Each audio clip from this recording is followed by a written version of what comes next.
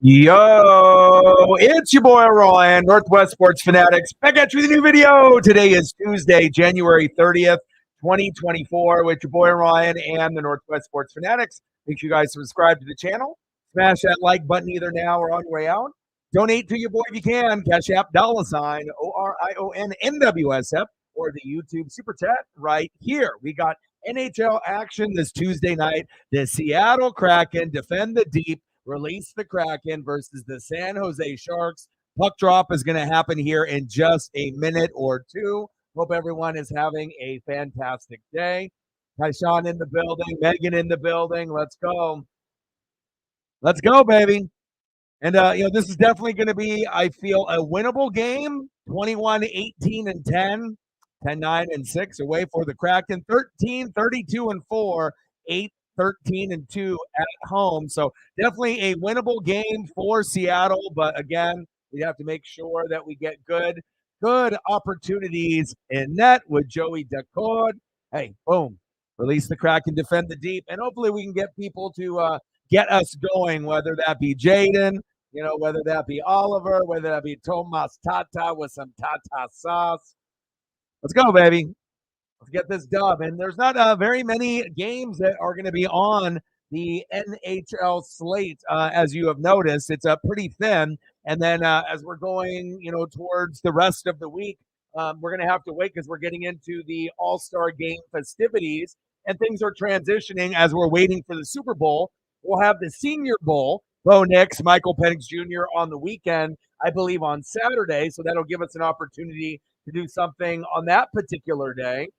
And then as far as the rest of the week, we only have 2 games a day. So it was Blue Jackets 1, Blue 0, right? And then we got the Kraken Shark game that we're doing here right now. Tomorrow, only 3 games: Senators, Red Wings, Kings, Predators, Sharks, Ducks. So I'm thinking that we're going to do Kings, Preds tomorrow at 4:30. It's a TNT broadcast, so you can watch that way as well. So I think we're going to probably do that Thursday and Friday. More than likely, we'll do NBA, or we'll take a day off and then do NBA. And then on Saturday, obviously, you have all the NHL All-Star semifinal, events, 12 o'clock, 1 o'clock, and 2 o'clock. It looks like how they're breaking it down: semifinal, and then final. So, again, Senior Bowl or NHL festivities possibly on Saturday. And hopefully we end up getting a good matchup here. We need the dubs, okay? And we're still – I don't want to say we're in a terrible position, but we're not in the greatest position. Vancouver, Vegas, Edmonton, and Los Angeles are ahead of us. We're only ahead of Calgary, Anaheim, and then the Sharks that we're playing today. So we definitely need to try to be able to make up some ground. And then let me go to the wild card to see what we're looking at here in the Western Conference. So as far as wild card is concerned, though, we're all right. It's L.A., St. Louis Blues with Sarah's team, right? Nashville, and then Seattle. And then we're like right there. So, as long as we take care of business, after the All-Star break, I believe the Kraken have one of the top 5 easiest schedules the rest of the way out.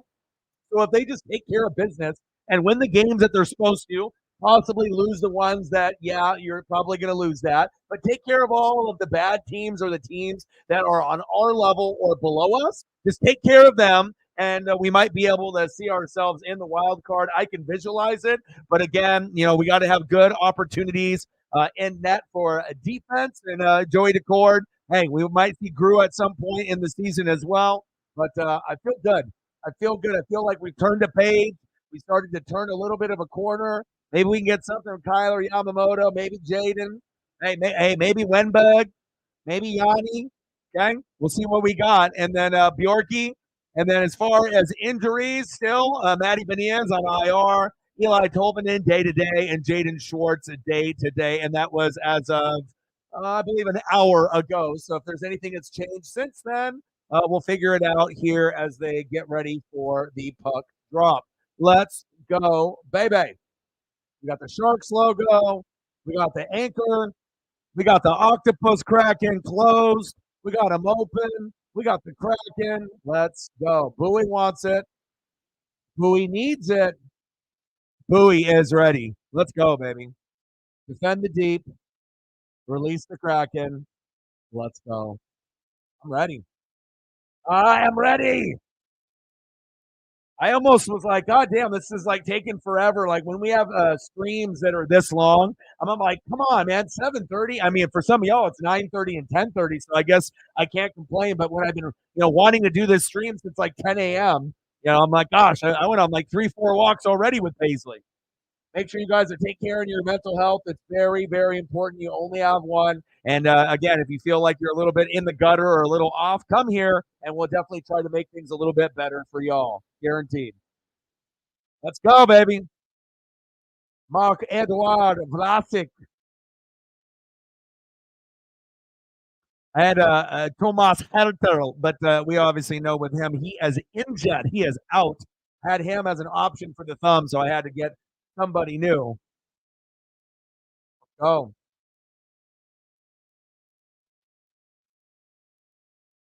Elliot, double E in the building. What's good, my bro? What's good? What's good in the music scene? What new mixtapes? What new like mixtapes dropped? What's the new rumor? When are the new albums dropping? What's going on with music? For what's coming out, because like I said, there's a lot of people that know a lot of different things in the room. We got people, as young as I would say probably around 15 to 18, and it goes all the way up to about 90. So I definitely want to know, if you know something, you let me know. Let's go, baby.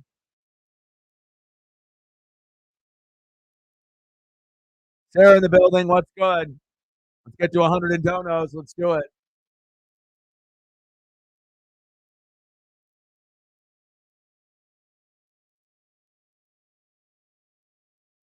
Yeah, I mean, I'm not sure if we're going to be able to make up that much ground. That would be great. That was like best case scenario. We go on some massive like 12-game win streak or something, and then we can really catapult ourselves getting hot, hot, hot at the right time. So,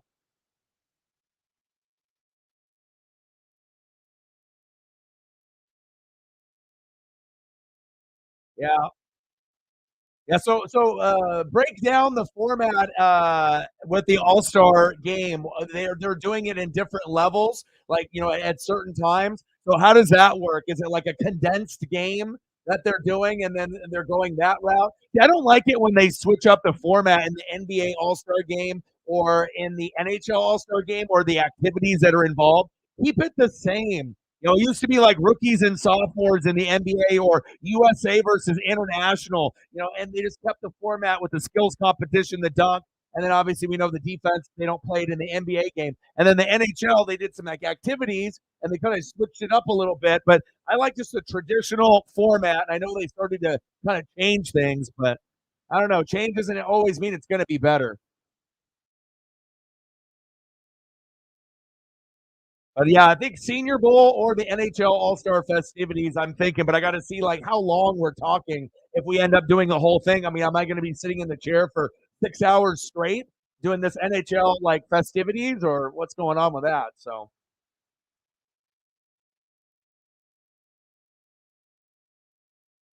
yeah, yeah, you just got to be able to find things that can help you get to the point where you can watch Padre baseball and we can talk baseball every day. So it's like we have the NFL, Saints got eliminated, Bucks are eliminated, we still got one more game. College football is over. So now it's like, okay, if you're not into wrestling, WWE or AEW, and you're not into NASCAR, and you're not really into the NBA or college hoops as much, or NHL, you got to find something to gravitate, towards you to keep you happy, whether that's super bad, whether that's new music, whether that's Frank Ocean, whether it's Tyler the Creator, whether it's Vice Channel, getting back into some of the shows, starting a new show. You got to find something until we get to do baseball, and then we'll be grinding it out doing baseball like pretty much every day.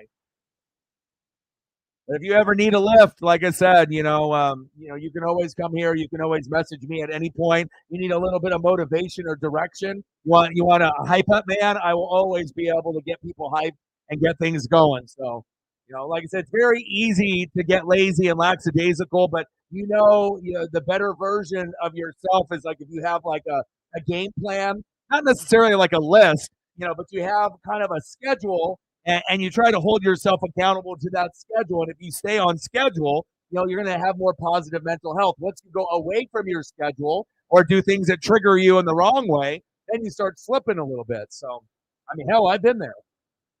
Well, I used to party with the best of them.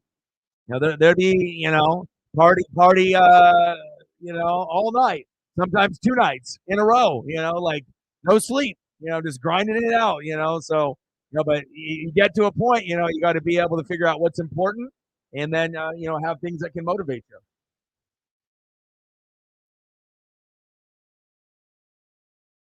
Yeah, I was hearing not a whole lot, about it, yeah. So J. Cole is the only thing to look forward to.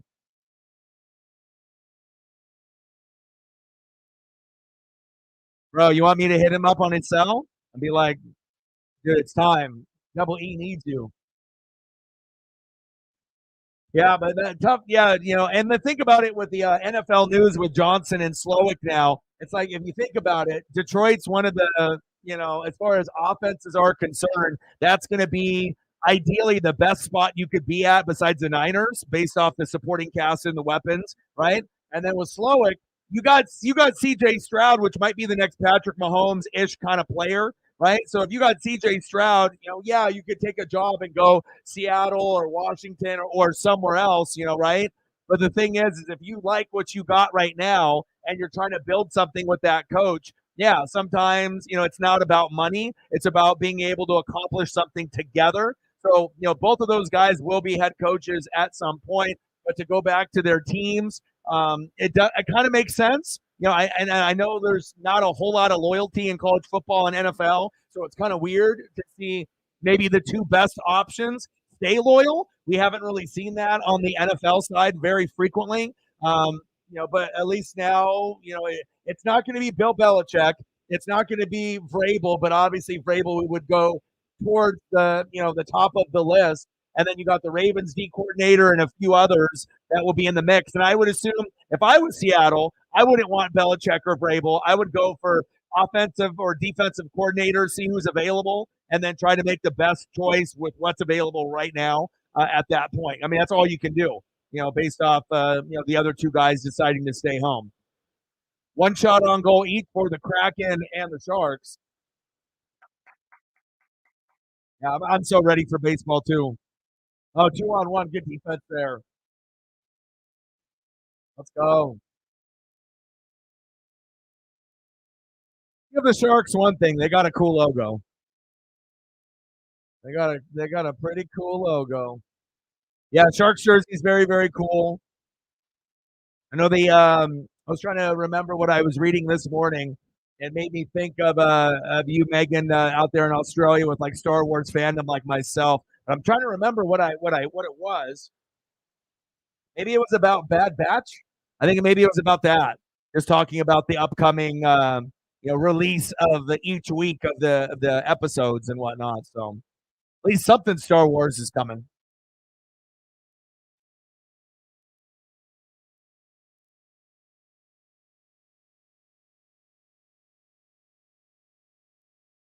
Yeah, I think that's what it was. I'm trying to think of like what's the stuff that's actually like hot and talked about right now or like circulating. I'm pretty sure that's what it was. No, but again, that's old news because of the some of the stuff gets recycled, and that was from like 2 weeks ago or something. But I think it was like an additional post on top of the post that was talking about it coming out in very shortly. I'll watch definitely for sure. Anything Star Wars related, I'm all over that.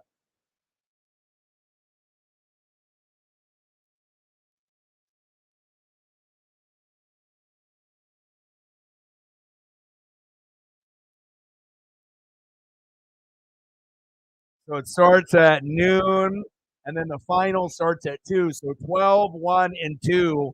However, they're doing that. I mean, I wouldn't mind covering the NHL. It is either that or the Senior Bowl on Saturday. I would assume that would be what we'll do. I'm just curious on how how they're doing it. Semifinal, semifinal, final, and everything says TBD on ESPN. So,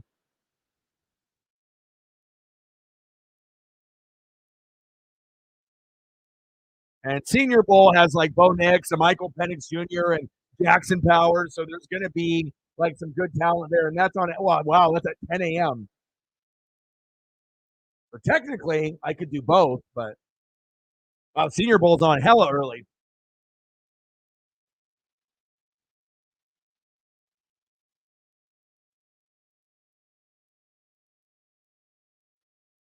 Yeah, maybe I'll do the NHL festivities. Even I mean, because it looks like the total time of it is going to be probably from 12 to like probably 3, 12 to 3, 12 to 4. So I mean, I'm cool with that. I mean, I'm fully invested, and obviously, Senior Bowl is something I can just watch with Paisley in the morning. Yeah, and then as I'm making the thumbnail and whatnot, and then we can do that on Saturday. So pretty sure that's what we're gonna do. I mean, it's the second most enjoyable All Star game for me. But for MLB, it's number one with the home run derby and that one. But NHL has always been number two for me. Obviously, NBA is three, and then NFL doesn't even count because they don't even have a game. Pro Bowl. I don't want to say it was ever cool, but it was at least entertaining back in like the 80s and 90s when they actually tackled and tried.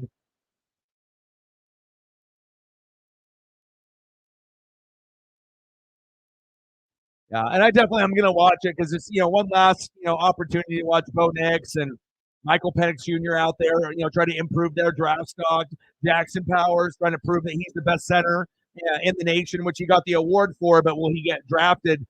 As the first one, you would assume so, unless there's a coach that likes someone better. But I'm very interested to see where he goes. Hell, I would love to have him on Tampa, but I don't think we're going to be looking for center at that particular spot in the draft. But I would love to have a player like that. A good center goes a long ways. I mean, you remember with Jeff Saturday and Max Unger. A few of y'all have had some pretty good centers over the years, and when you have a good center, it makes everything so much easier on that offensive line. It's a lot easier to find guards and tackles that are great than centers.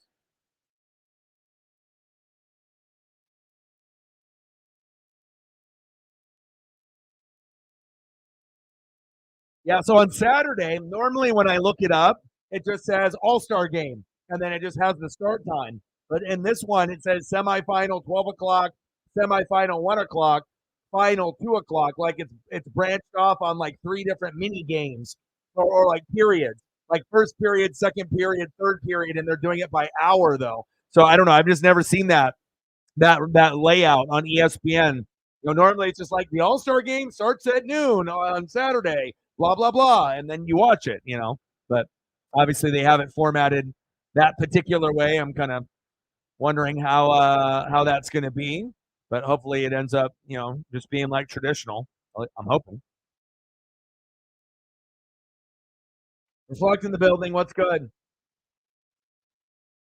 Yeah, and like I said, late start, but again, not a whole lot going on. I mean, only 2 games today. There's 3 games tomorrow, so we're gonna do one of those, and then Thursday and Friday will be NBA, or we might take a day off on one of those days. We'll see and stuff. It's at least on Thursday they do have Lakers Celtics, so it's like, but at least if the Stars play, then it's something. And then on Friday, Blazers Nuggets, and then obviously Saturday we have the All Star game, and then the Senior Bowl is on at 10 a.m. And then I haven't even looked at Sunday yet. The next time we get a game will be Monday, February 5th. So for NHL, so kind of just a weird point in the schedule.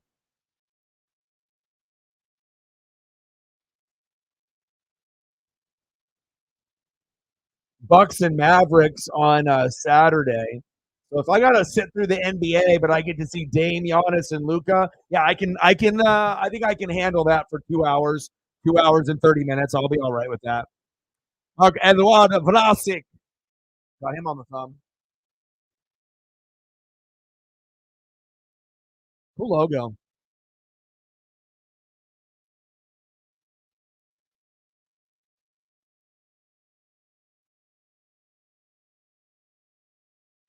Let's go, baby.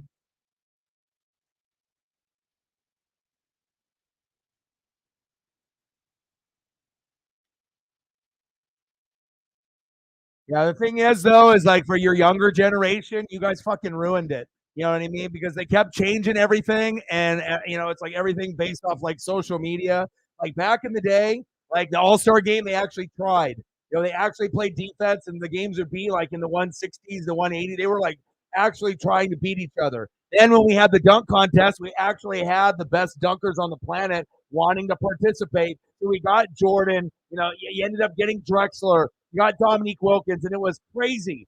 Like, it's like you can't even compare. It would have been like having Kobe and LeBron in the prime in the finals every year going after each other and having it mean something. Like imagine, and Vince Carter in there also. So you have no idea who's going to end up winning, right? And then you have a couple others like Blake Griffin in his prime, and you mix all those guys together, and then it actually is a dunk contest. 3-point contest actually used to have the best guys that shot threes, even if they were lower name guys.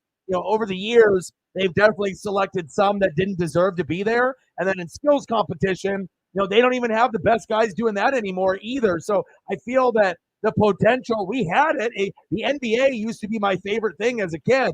And it went from being my favorite thing to the thing that I hate the most out of sports. That's a long drop off.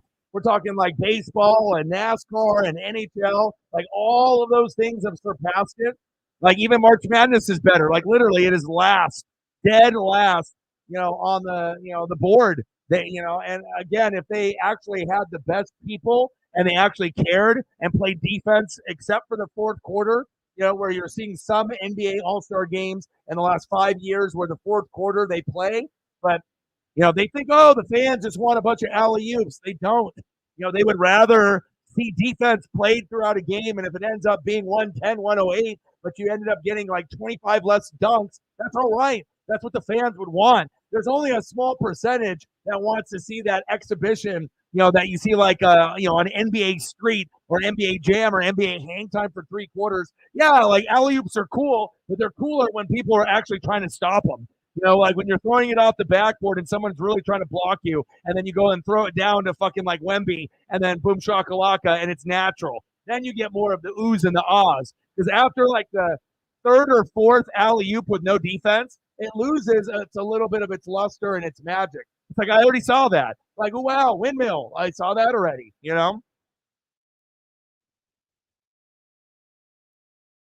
NBA has sunk, bro. I mean, there's barely anything that's holding them together besides Wemby right now. It's cool that like Embiid and some of these guys, are getting points, but they're not getting points off defense. They're getting points off no defense. Like literally, like Luka, like walking the ball, traveling, taking a couple steps, no one even playing defense, and him just getting like a easy layup. Like shit, like if that's the case, and they want to talk about like back in the 80s and 90s, they didn't have defense. The players were better back then, and they were still putting up 170, 180 without overtime. You know what I mean? Like now, you have to get to triple overtime in the NBA to hit a 180 or a 170. They were legit hitting that. Sometimes they would be hitting close to 100 at halftime. And even the mid-level jobber players were better than what they are now. So, I mean, I hope you're right and things get better, but I highly doubt it. Because like I said, the NBA, they have to realize that they are no longer king. There's still going to be people that want to go, to watch these guys, but it's not the same feel, back, in the day. It was much better, much more enjoyable.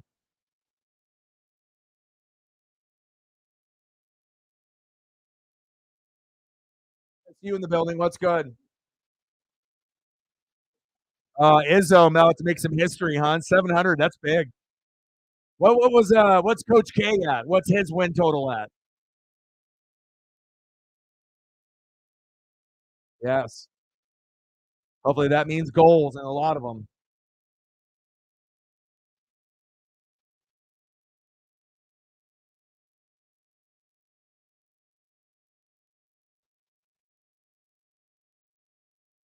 See, yeah, for me, this is just for me, and like I said, because I'm older and I've seen like all variations of the All Star game. This is just me, right? If you like it, that's awesome. You know what I mean? That you appreciate it. But to me, that was the dumbest shit that they did. Team LeBron, Team Giannis, that's dumb. Like just do Eastern Conference, Western Conference, and then have them play and actually try instead of picking their friends and then no one tries. I don't know. For me, that's kind of like a younger generation thing, bro. And I'm not saying all younger generation things stink and they suck, because some of the younger stuff is cool. You know what I mean? And some of the stuff is trendy. Some of the stuff I like. But I don't like that vibe, man, because you took away the history of the game and made a mockery out of it. Like, who gives a shit, team fucking Giannis and team fucking LeBron? It's dumb. Like, keep the history the way it was. And that's another part why they don't try, because it's not like legit. It's like this made up thing where no one cares, and that's why the effort levels are fucking zero. Because it's like, oh, team Giannis, team LeBron. What about fucking Western Conference, Eastern Conference? The winning team gets this amount of money. They can donate to charity, or the winning conference gets home court advantage in the finals. Like, let's make it worth something. I don't know. For me, it's all about effort. And if I don't see effort, I get pissed off. Like, that's the one thing in sports. If you're getting paid and you're trying to gain ground, like, you have to make sure that you're putting out the effort. And if anytime I don't see effort put out, like, it's a turnoff for me. I'm like, oh, this is garbage. That's just kind of how I feel. Because back in the day when I was watching, it meant something, and now it does. It just doesn't, man. Like, how can the NBA be my favorite thing in the world? Like, legit, my favorite thing. Jordan, Drexler, Bird, Magic, David Robinson, Patrick Ewing, Akeem Olajuwon, John Stockton, Karl Malone, Chris Mullin. I mean, I go on and on and on. But it's just not. It's not the thing that I grew up with. It's not even close. Like, to say that it was like a little bit shittier, it would be kind. Like, we're talking about, it used to be a 10 out of 10, and now it's like a 2. It's dropped off that much. I wish it didn't, but But again, it all depends on how old you are and what you're experienced with what you've watched. And again, if Elliot, is under 25 years old, this is all he knows. He never got to see Jordan play. He never got to see a lot of the stuff that we got to see. And sometimes formats and things get better over time, and sometimes they ruin them. So, I mean, look at the Pro Bowl. The Pro Bowl used to be good as well. Now it's a joke. Like, no one wants to watch two-hand touch and all these stupid-ass drills. Oh, my God, look at the guy do a cartwheel and catch it one-handed like Odell Beckham. Yay. Like, I'm supposed to take 3 hours of my day into a stream over some dumb shit like that. Ooh, he did a backflip on a mat, and he caught the football with no eyes, blindfolded. Like, it's dumb. I don't know. I mean, who's coming up with those fucking ideas? But I don't know, man. Younger generation, with some of the stuff with the influences with social media, they're ruining good things that used to be like elite and great, and they're trying to be like trendy and doing this dumb shit like you see on TikTok. Like, it's like if you make too many changes, it's going to ruin something that was really precious and special. I mean, March Madness is a billion times better than what the NBA is bringing. And then you got all the people that are, doing let me sit out because I got a fucking hangnail. Ridiculous, man. I would love to be able to do NBA streams, and I'll probably end up doing some, but it's just it's really like I don't know, man. I don't even have any words to say. Like, I would almost just like have a stream of like me playing video games or something of any game rather than doing an NBA stream. It's just I don't know. Like, they're very difficult to enjoy. That's bad, bad, bad. But at least we got this. I mean, hell, the women's was better than the men's last year. It's just like you're actually just looking at the excitement and then the talent and whatnot. That's the team. That celebrity game was better than the All-Star game. And like I said, I'm a fan of like and one and crossovers, AI, Kobe, dunking, Vince Carter. I love that shit. You know what I mean? But again, it's like when you go through the best and then you see what the product has become, it's like ignorant to act like everything is still the same, like everything is still good. It's not, man. It's just I feel bad for people like Elliot because if he got to be able to see what everyone else got to see, he would totally get it. Like a lot of people, unless there's some kind of time machine, that because even watching highlights on YouTube does not do it justice. You either were living it or you weren't. You were born or you weren't born yet. Judah. Now, with me bitching and moaning and complaining about how I'm, hate the NBA, will I watch this bullshit NBA festivities? Will I do a live stream? Probably. Like I'm still gonna watch it, but it's just wish it was better and more entertaining. You know, like the Pro Bowl stinks, and then I'm fucking watching it. You know. Yeah, I mean, if I could just take you on a time machine, just like back in the '80s and '90s, just one All Star experience over a weekend, and then you could see what it used to be like. You would be like, "Oh my god!" Like I can't even really like put it into terms. Like I'm trying to think. Okay, how would you do it now? Like if you were doing a dunk contest now, then you would have to have like what Giannis, Wemby. You know, it would have to be all the guys. You know, Levine, but it has to be all the top guys and some of the guys that aren't top guys that just can dunk really well, like Levine. You know, like you need 5 all-star players. All of them are amazing, you know, and we got to get like that create. You know, that's the only way. But you're never going to see that because these guys don't want to. You know, they just want to have fun out there. You know, they don't want to you know, they don't want to risk getting injured or being tired to be lazy in the game for the next day. Yeah, I mean, I like doing the Blazers, but now the Blazers are so terrible. We're like the 5th top, bottom 5 team in the NBA. Not a lot of effort, no Dame. You know, so when the Blazers are on, I will do some occasionally, and I can watch the Blazers better than anybody else. You know, as far as like me enjoying it, but you know, as far as other teams, it really takes a special team for me to be like, fuck, maybe I can sit through this for a couple hours. Yeah, just like the Embiid thing with the Joker, where people paid big money to be able to see the Joker and Embiid go at it, and then Embiid, decided not to play. This is like the how many times has that happened? Like third time, fourth time, like ducking him. You know, like I just put up 70 plus. Let me take a day off when you got to go against the Joker. Why? Are you afraid you're going to get embarrassed? Like it's okay if you get embarrassed by the Joker. You're still a top 5 player right now. You know. Matt in the building. What's good? Dusk in the building. What's good? Think about how terrible that is. Like you're willing to put in some time, but like a couple regular season games, and that's like if there's nothing on, you know, and there's no movies, no shows, you know, nothing else on. You know, obviously once we get into baseball season, we'll do NHL and baseball, sprinkle in a wrestling stream once a month until we get to Netflix 2025, and we'll be doing Monday Night Raw or Monday Night Football streams. So that'll give us another, option. But I mean, I wish things were better, but it's crazy how it used to be like my favorite, and now it's like the thing I loathe and the thing I hate.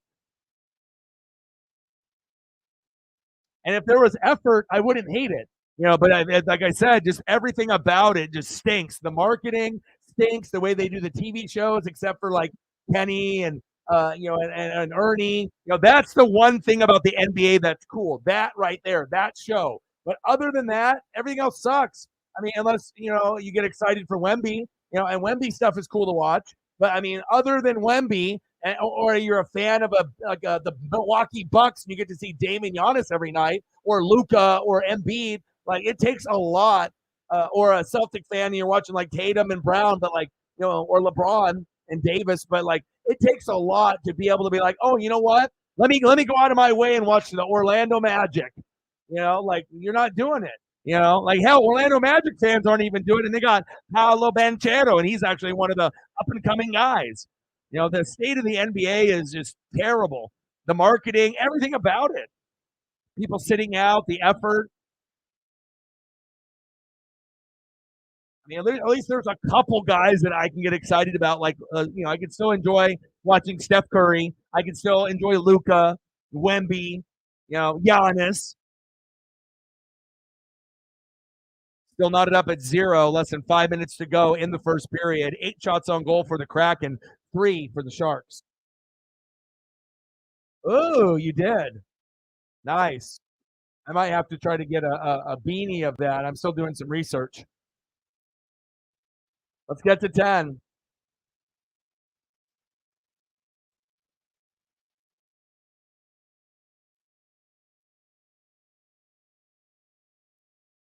And I ended up doing reaction videos to the Niners and the Lions and the Chiefs and the Ravens.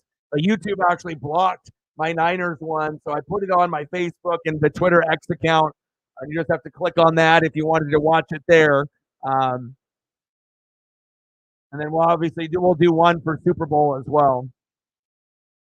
But it's kind of stupid that they blocked it. It's like that's a reason why I started to scale back after the regular season, because it's like if I do all these videos and I'm putting out all this effort and then they're blocking them, in the United States or blocking them all together, I could still show them, like on my Facebook and on the Twitter X. But again, to be able to get them out there and just have new eyeballs see them, you want them to be on YouTube, and that's priority. That's number one. So get those likes up. Let's get to 10, and then hopefully we can get to 20 if we get enough people in here.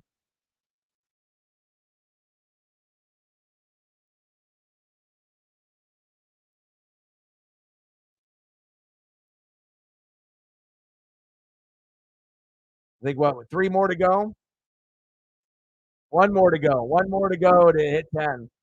Shout out to all the people watching on Twitter/X. And do your boy a solid. Smash the like button.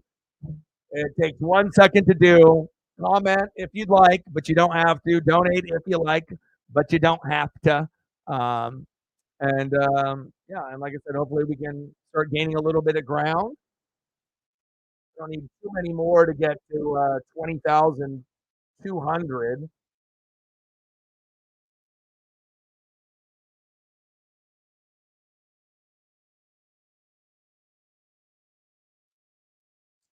And then I don't know when it's going to be, but we are approaching 4 million views. So I know, some people get 4 million on just one, video because that's just who they are, and they're big and whatnot. But, for me, grinding on this channel for, 12 years, 8 years on YouTube, 12 years overall, 4 million is, obviously, got goals to get to 5 and then 10 and then 15 and then 20, but 3.9 and some change. So 3,912,395. So we're getting there. And then we'll do a post and maybe we'll do a giveaway once we hit the 4 million view mark. So definitely proud about that.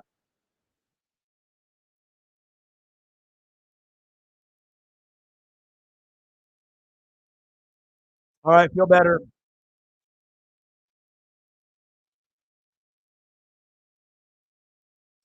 You know what?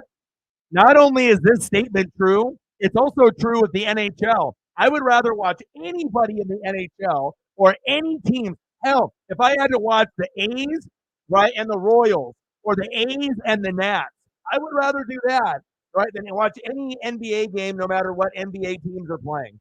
You could say, oh my God, oh, Steph Curry and Giannis. I don't care. Giannis and Dame are going to go against Tatum and Brown. I don't care. I don't care. Like, that's how bad that the NBA is. They got me not caring. And I'm Northwest Sports Fanatics, but you got replaced. March Madness, better. NHL, everyone, better, right? MLB, I don't care who's playing, better. Even the Oakland A's, hell, they could win like 2 games, go 260, and I would rather watch the A's. I mean, that's how bad, like, oh, but what happens if this team goes 72-10? I don't care. Like, I wish I did, but this is so true. It just depends on what you're into. And a lot of us are into many things. It's like not only are we sacrificing a lot of our time and our money on the NFL, but college football, WWE, AEW, NJPW, ROH, Impact, all of those. And then on top of when those are done, then you got what, NHL, MLB, right? And then if you're into the NBA, and then March Madness and UFC and boxing and so many other things as well. So you got to keep yourself interested and busy throughout the year. Dude, watching two good teams puts me in a depression. That's why I can't even do it. I'm going to be forced to do 2 NBA streams on Thursday and Friday, and I'm almost thinking about saying fuck it and not even doing it. Like either not streaming at all or just making videos instead, or doing like a freestyle stream. That is how bad that it is. That I would rather, just do a whatever stream, like don't give a fuck, do whatever, to hang out, whatever than to do whoever's playing. Like It's like, fuck, man, that's how bad it is, man. Like I got 2 days where we might have to do NBA back to back. Now, luckily, on one of the days, it's Blazers Nuggets, so I can watch the Blazers get obliterated by Denver by like 50, whatever, you know. But then the other one is Lakers Celtics. So obviously, if that was me back in the '80s, and Magic and Worthy and Kareem are going against fucking Larry Bird, Robert Parrish, Kevin McHale, and this is the internet era. Oh my God, yeah, sign me up. But well, this is not what we're getting. You know, that Laker team is pathetic.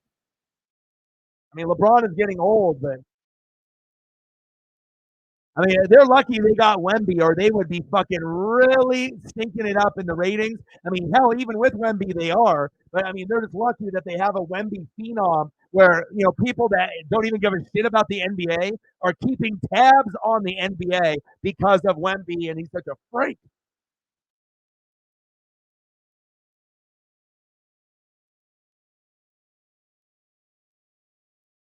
$10 dono.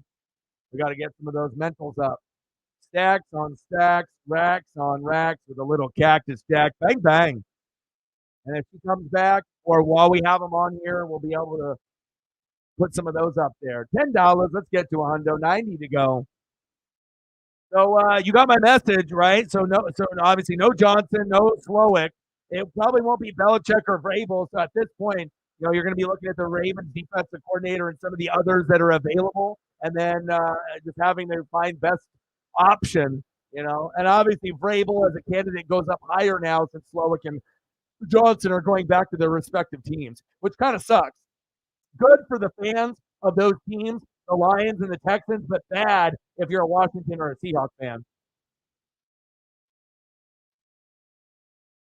Yeah, I love it, man. I mean, I love me some NHL, love, love, love, but my baseball connection with like Griffey and Koufax, like, baseball is going to be, it's like, for me, it's like football, NFL, college football with the Ducks, wrestling, and then baseball. So I think if I had to do those would be like, the four.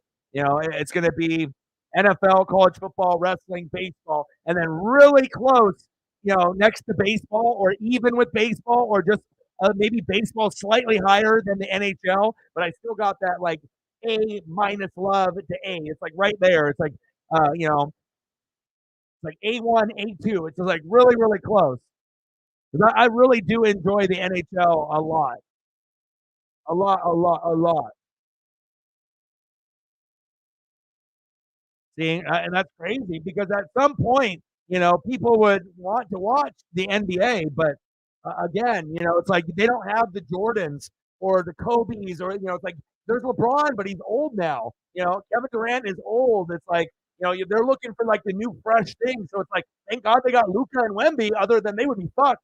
Like it's like Embiid's a center, but how many people connect to Embiid? You might be a Sixer fan, but I imagine not a lot of y'all are 7 foot. So it's like a lot of times people connect with those players that kind of remind them of that type of style. That's why, like when I was growing up, being 6 foot, I connected with AI because I was like, I love and one, I love AI, I love street ball, Georgetown. So but I feel like there's not a lot of those like players that you can connect to as much nowadays. More, it's like you're looking for top 10 highlights out of Wemby doing a fucking 360, from like the free throw line, like those long ass arms. Like, I mean, I think that's really the only must see TV thing for me in the NBA right now. All these guys putting up 60, 70 points with no defense, that's not that impressive to me. Now, if it was like at a time where they played defense, oh yeah, I'd be like, holy shit, did you see what Embiid did and what Luka did? But it's like these guys aren't even trying. Like they're not even playing D at all. So I don't know. Renee in the building. What's good? Bang bang Niner gang. Said Luca dropped 70, and I didn't either. Yeah, and normally I would right away. I'm like, bang, I'm on it. But like Kobe's, 81, and then now with these like Embiid 70, Lucas, it doesn't have the same meaning because Kobe did it when they were playing defense, and like these guys are getting it where half of the game they're giving them uncontested layups, and they're not even running to get the layup. They're literally dribbling and like walking up, looking at the defenders. They're not even trying to reach in or block. They're just standing there and then they just lay it up. I mean, that is not basketball. I mean, you're going to get a record based off bullshit like that. I don't know. Doesn't mean the same thing.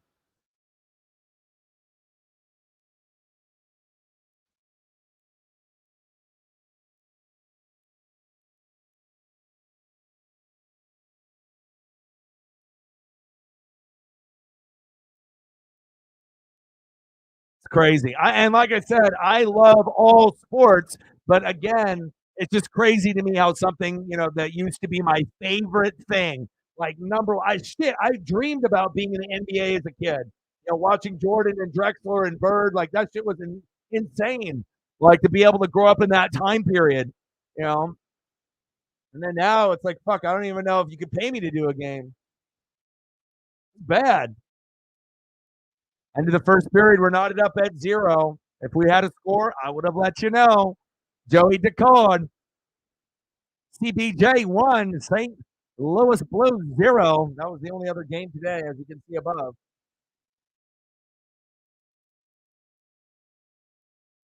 I'm scrolling down with all the comments.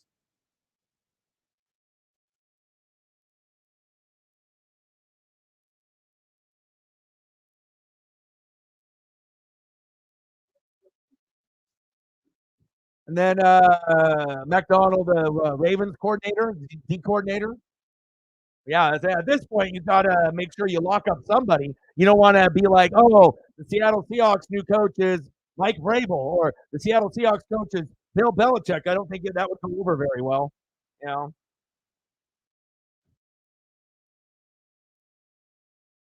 right, let's get some photos up here for Megan before she leaves. Unless you decided to stay. End of the first period. We're knotted up at 0. That's crazy that oh, do an NBA game or take a day off, but I don't like taking days off. I like working. When I don't work, and I'm not being, I mean, I can spend all the time with Paisley and whatnot, but I like to be able to work. I like to be able to grind it out. I don't like to be lazy. So it's like, I guess sometimes you got to, you know, I guess do stuff that maybe is not as enjoyable as others, but I don't want to do something that I hate. I refuse to do that. I don't want to get to a point because it's not about, the likes and the subs and the views and the donos, every single day. Sometimes it's just being here for you guys and being here for me for my mental health. And of course, this is my full time job, and I need to be able to get certain things to be able to live properly, just like everyone else, that's in the room. You got to be able to have a roof over your head, food in your mouth, take care of your children or your pets and whatnot, right? The fur babies and whatnot. But sometimes just having that place to go to each day to feel good and to be able to talk sports or wrestling is nice. I find it very comforting. I like it.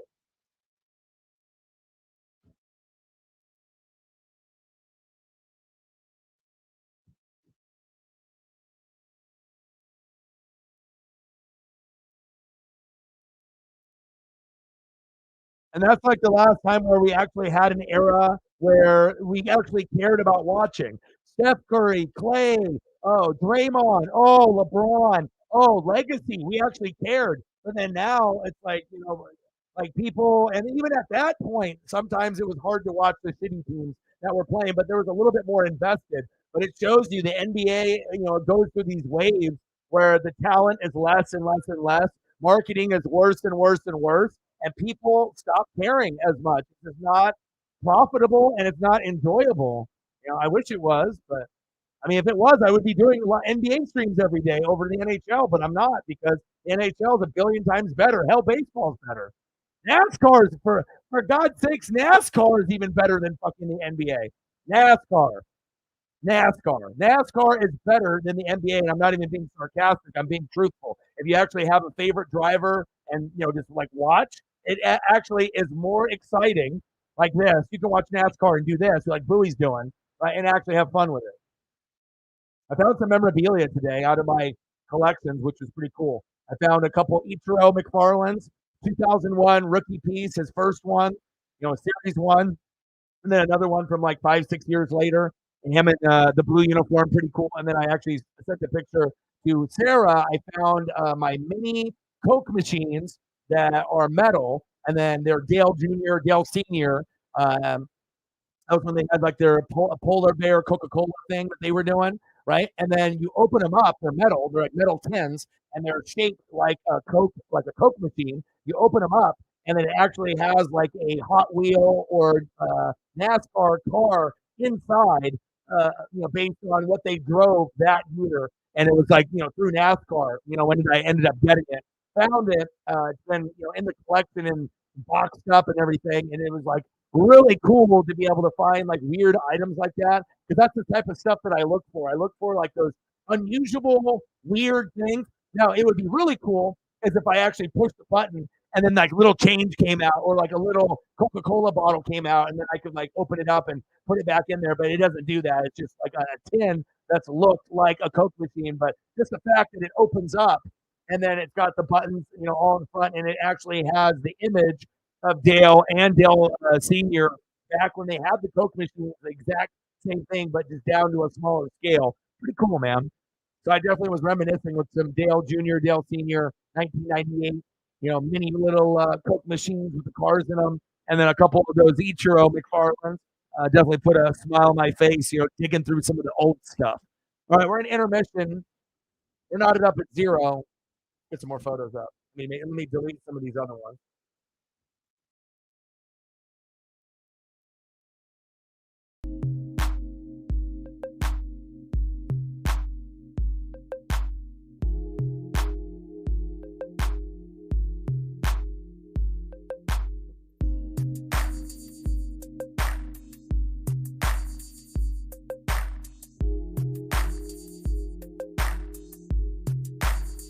And I feel that's gone downhill too. Like everything that used to be, oh my God, the dunk contest. Oh my God, skills competition. Oh my God, 3-point contest. Oh my God, the NBA draft. I can't miss it. Like it doesn't have that same, like the intensity, fire, hype. Like it just overall crap. It's just like there's nothing. Like the only one thing that's exciting right now is Wemby. That's it. Unless you're a fan of Luka or Giannis or Embiid or LeBron or KD or like one of the top guys, if you're like that. But other than the top guys, it's Wemby, and that is the only thing that people care about.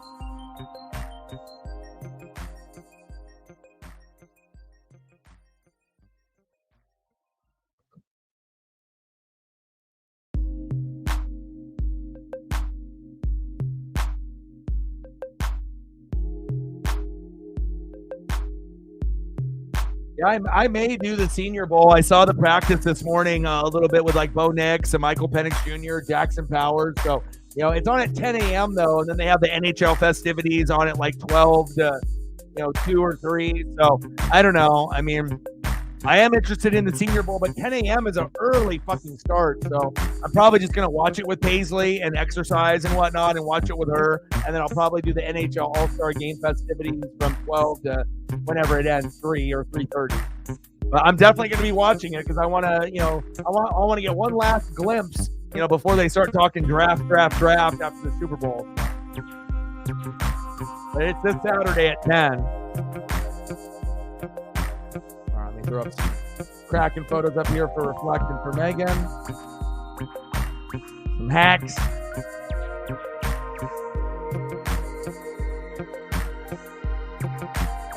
Bjorky.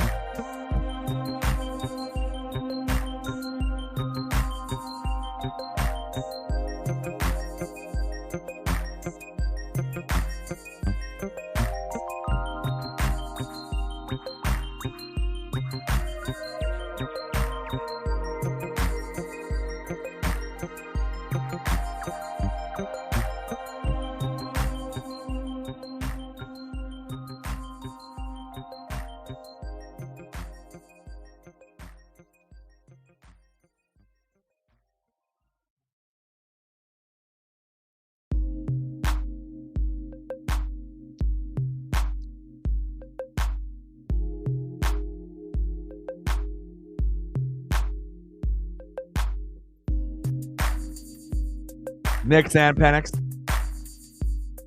What about Jackson Powers? Is he on the same or is he on the opposite side?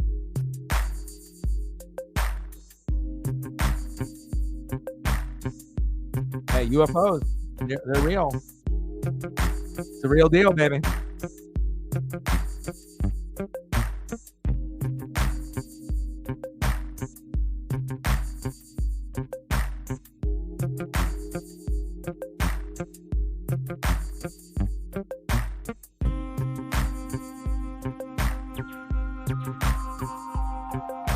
No, but like when I ended up, seeing what I saw. I mean, like I said, it's not like I saw, something up close and I saw it for like a couple minutes at a time. Like we're talking about, like something told me in my head to look up in the sky for whatever reason, and then I look up, and it's like the stars aren't out. There's like nothing out. The stars are not visible. So I know what a star or a shooting star or a drone, it's night. It's not a plane. It's not a helicopter. It was a weird shade of blue. And it was in the air up there. And it was there for a couple seconds, maybe 2 seconds. And then it zipped off on another area of the sky that a normal plane would probably take like 15 to 20 seconds or more to get to that other spot where this thing went from one spot to the next spot in literally like 1 second. I've never seen anything move like that. And then it stayed there for like a second or two, and then it zipped off like those UFO videos that you see on the internet or on movies where they like zip off like all fast. That's what I saw, like legit. And I know my dad, like I said, my dad is a very low key, guy. He's not a storytelling kind of guy or anything like that. And for him to use the word when he saw what he saw about 8 years ago, traumatic. I've never heard my dad use words like that. My dad is very low key, just chill. Not being traumatized after seeing something on the property. So I think with him, he never was a believer. I've always been.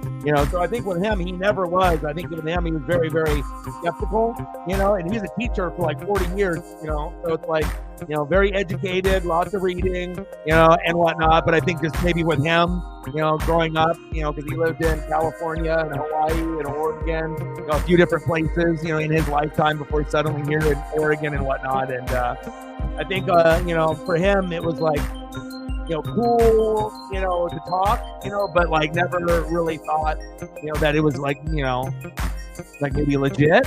And then I guess, sometimes people have experiences, and then now, I guess not only a believer, but now, I guess, quote unquote, traumatized or whatever. So, but, and I think maybe traumatized for him because maybe thinking that the technology is so advanced that what happens if all of a sudden we're here and then all of a sudden it's like War of the Worlds and then we're not, and that just that like, did that just process?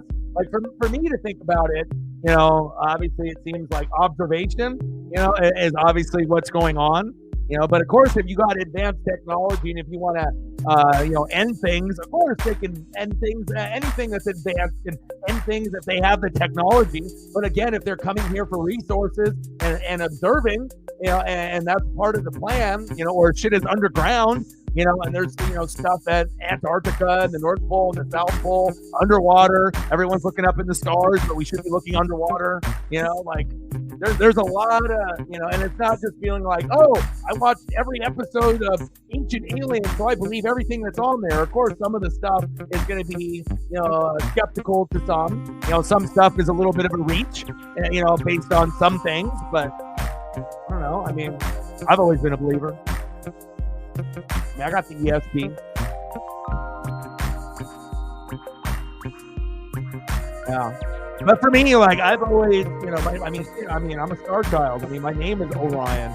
I like the constellation, named after, I've always, been kind of like, connected to nature and the stars and the outdoors, and I think like spirit, supernatural, and other stuff that's like stuff that's not explained.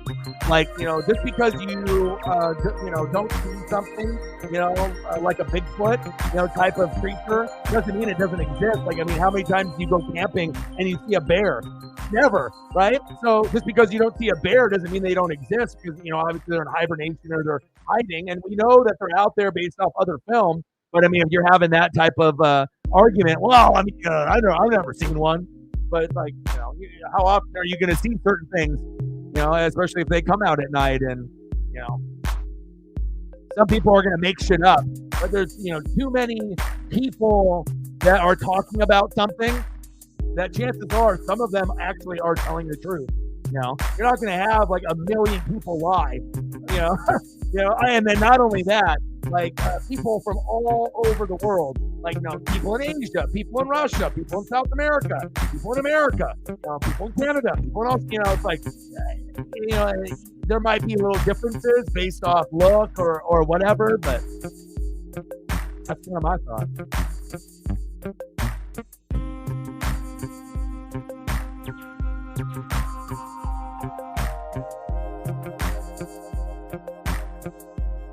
Oh, geez. Pickle Rick. I actually just got done watching Rick and Morty. What season was it? 7? I just ended up watching that full season. Sometimes I'll go back and I'll just watch it from the very beginning and I'll just binge it.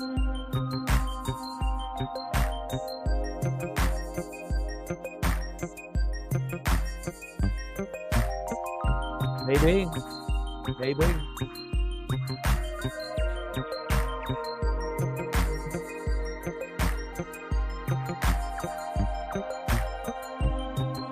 Oh, geez. All right, let me know what other photos that you guys want. Reflect anything else that you want. Michael Penix Jr., any coaching potential targets for Seattle. You let me know what you're thinking about, and you guys let me know what you guys want to do for photos, and I got you.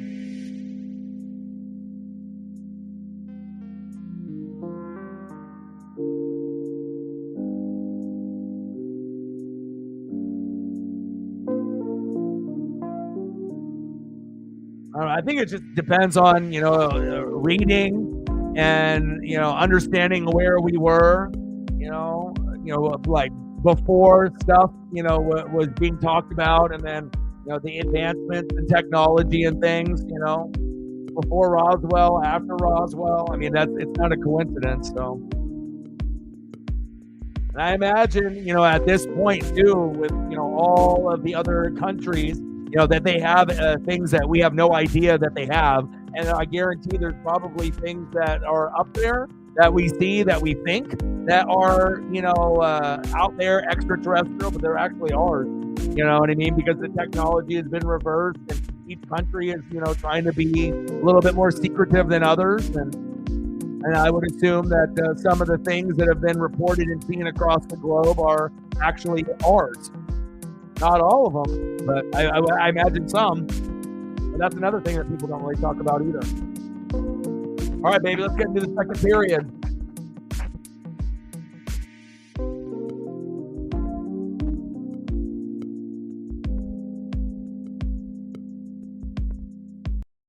All right, second period. Let's get some goals, baby.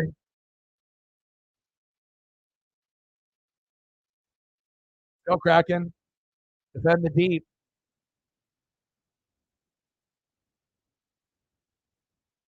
Let's go, Bowie. We need this. Let's go.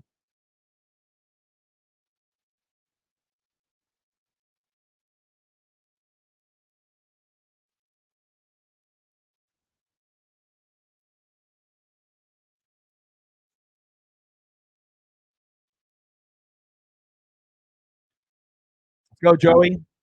13 shots for the Kraken, only 3 for the Sharks. I mean, this is a game that you can't lose. Like, if you want to be able to make the wild card or make the playoffs, you can't drop games to teams that are much worse than you. Like, we're still up and down, but we still are in a position where we can make a wild card. Like, the Sharks are not going to the playoffs. There's no scenario of them going. They're one of the bottom feeders in the NHL. You can't lose to them. Even if we're on the road, we have to find a way. Even if it's just 1-0, I'll take it. But we have to find a way to get some goals here. Get the likes up. Yeah, I haven't got a chance to watch it just yet, but keep reminding me. Keep reminding me. I got back into Deadwood, so obviously for me, like I have to be in a mood to watch like a western. Like it's not like like if I'm going through like True Blood and Dexter and I'm going through like these shows, and then all of a sudden I go to like some like western show that's a little slower. I need to make sure that at some point the episodes start picking up with some action or some craziness, and then it's starting to pick up more and more on the episodes. So it just started a little too slow for me. I was really expecting something crazy, maybe in the first like episode or two to get me hooked, like every other show typically does. And it was just, a lot of dialogue, and I could see why some people didn't complete Deadwood, because it's kind of slow. But if you love westerns, you'll like that. But I mean, like when I'm watching a show, I need to have it be like Yellowstone, where it's like crazy shit is happening, but obviously one's modern day and the other one's taking place in the 1800s, 1900s, and whatnot. So, you know, a little bit of a different time period, demographic, actors, but I am enjoying it though. So I'm going through that. I'm doing that. I'm doing Parks and Rec, and then I started New Girl from the very beginning, which is hilarious. It's always good in the first couple seasons. Then the writing kind of got shittier, and the jokes weren't as good. But the first couple seasons of New Girl are very, very good. Good old Schmitty.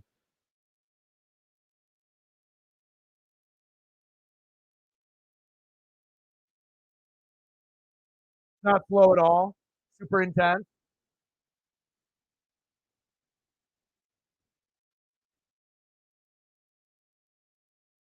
All right.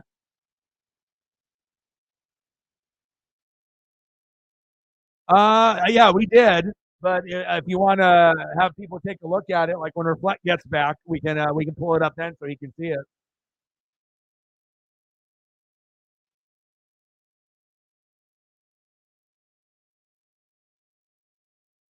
See, that's the problem, and that's what I'm saying, man. It's like, I feel like the younger generation brainwashed the middle-aged, generation, and then the OG generation, and then the whole TikTok thing. You know what I mean? And just like people's attention span and this laziness, and it's all about clout. It's like it's not about like good content or quality. It's just all about just for like, you know, just whatever, just something that's just quick, and just catchy stuff that's just popular one day and you forget it the next day. You know what I'm saying? Like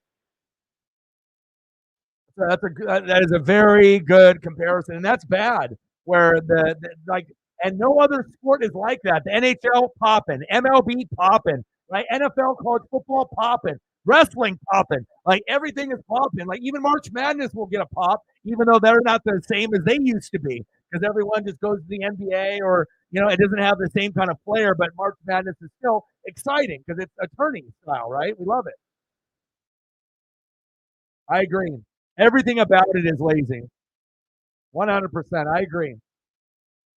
Oh, Judah went on a binge. 5 episodes? 5 episodes? That's like my type of stuff, dude. Like when I'm watching something with Paisley or whatever, I mean, like once I get hooked, I get like hooked. And once I start a show, I have to finish it. I have this like discipline thing where I can't just like start a show and then go to another and another. I have to make sure I just get it over with out of my brain. Otherwise, it's just hanging back there. And I got to get through it before I start the next, because it's going to take over my life, and I want to make sure I'm doing it and getting it over with. So, but at this point, I have 3 shows going at once, 2 comedies, and then the kind of serious one. But it just depends on my mood.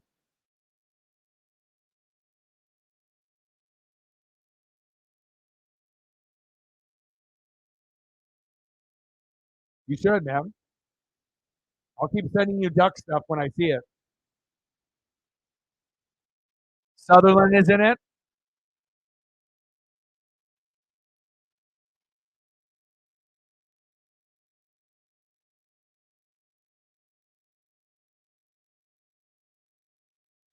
Oh, yeah, do that. Smash it, baby. Yeah, sometimes and that's a big reason why when I watch stuff that's like intense, like murder mystery, or it's scary, or it's psychological, or there's like, killer type stuff, or, whatever it may be. But I feel like if you watch too much of like the thrillers, the sci-fi, not really sci-fi, because I feel like sci-fi is separate, but if it's more like psychological thrillers and horror and it's like evil stuff, I feel like if you watch that like too much, it starts to kind of affect you. Like you start to have like a blackness and a cloudness like over you, where you start thinking a little bit like off. Like you start like taking in some of the stuff that you're watching, and then you start to feel some of those emotions. So at least I don't know. That's kind of how I feel. Like I feel like I start to feel like negative, or I feel like this uncomfortable, like dark vibe around me. Where normally I'm not violent, but then I watch a lot of like violent, crazy shit, and then all of a sudden, like I feel like if something presented itself that maybe maybe I would do something that normally I wouldn't do. Not extreme like I'm watching, but like someone says something and then maybe you get chippy and you get into it with somebody when normally you're just like whatever, I don't give a fuck, and you just keep walking. Or it makes it hard to sleep, or it puts you in a bad mood. Like it puts you not in a good mental headspace.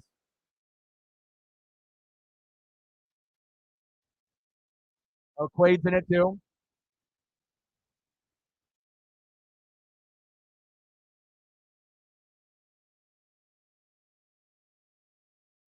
Yeah. See, you're a old soul in a young body. I feel that if you and me, like, if you were like my age, you would totally be able to see and understand. So even though you're young, you got more of an older soul. You recognize the what's going on, and like I said, some people, they're I don't know. I feel it's like people are brainwashed. It's like the younger generation not only got brainwashed by other younger generation people, but then the brainwashing led to the other people, the middle aged people, and then older people thinking that they can do the things that the younger people are doing. Like no one wants to watch her 65-year-old fucking uncle doing a TikTok. Like, you know what I mean? But then they're so into all these other bullshit things that they're seeing, they think that, oh yeah, that. And of course, there's going to be some people that are young and old that do great, amazing things on that platform and that app. But there's a lot of garbage on that app too. Just pointless, bullshit that is not making you smarter or anything. It's just pure entertainment, if you want to call it that. Or, some of it's just like kind of a waste of time. You know what I mean? Like it's like carrying over that lazy kind of vibe and mentality to the platform and to everyone that's watching. I don't like that shit, man.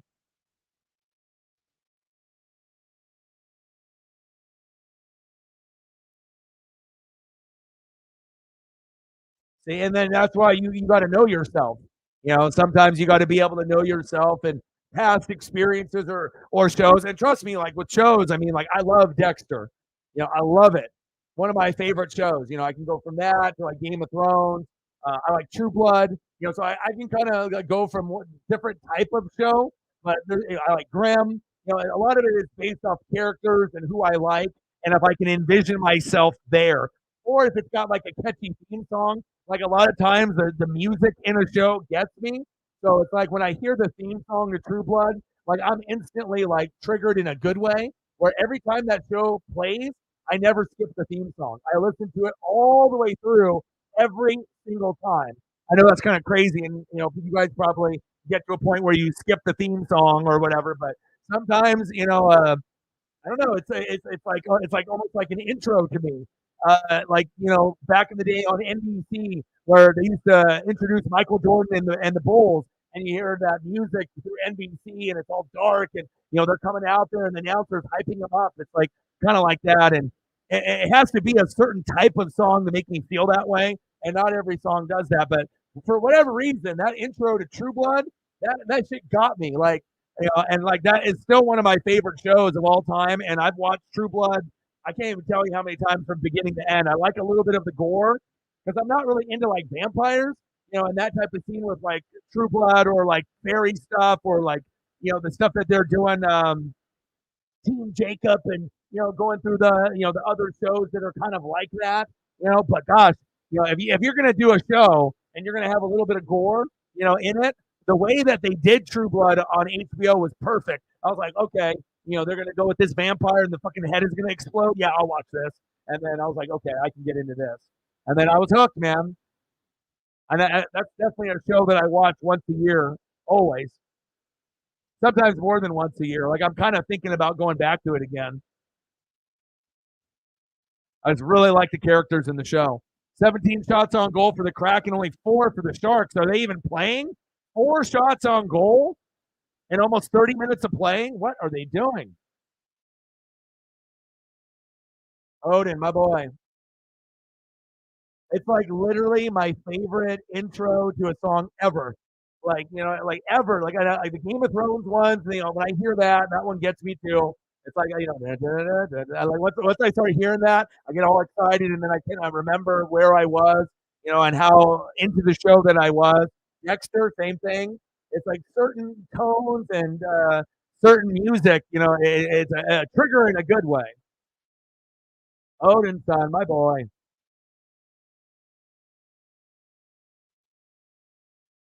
It wasn't just about vamps. I mean, they had shifters, they had the werewolf, but they didn't do it in like a corny way. They did it in a cool way, and that's why the show was awesome. I feel it's one of the most underrated shows really out there. But again, they either are into that type of style, and I feel like the character development in that show was the best because like it made you feel that like you could be in Louisiana at that bar and like you could run into Jason or like Sookie or Lafayette. I've met people kind of like that in my life, and fucking fantastic show, man. The more we talk about it, the more I'm gonna probably watch it. Oh yeah, Eric, he was the man. I thought every single person that was in that show did their role perfect. Like every single, there was nobody that annoyed me. Everyone did like an amazing job on the show. Tara, Lafayette, I mean, all of them. I mean, everyone. Eric. It was just, it's so good, man. So good.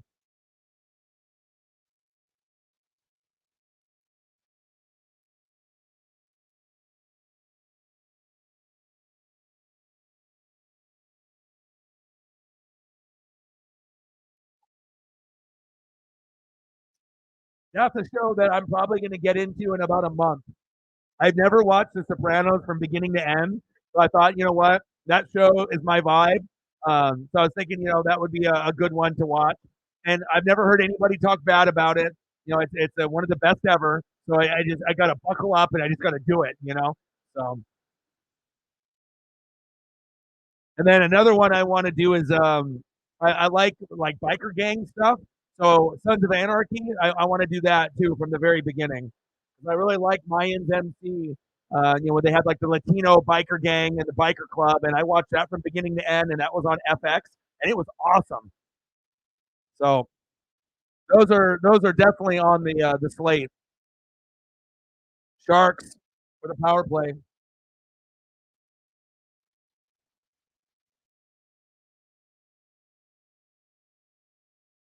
Oh my God, are you talking? I mean, we're talking about one of the most epic families of all time that never gets talked about.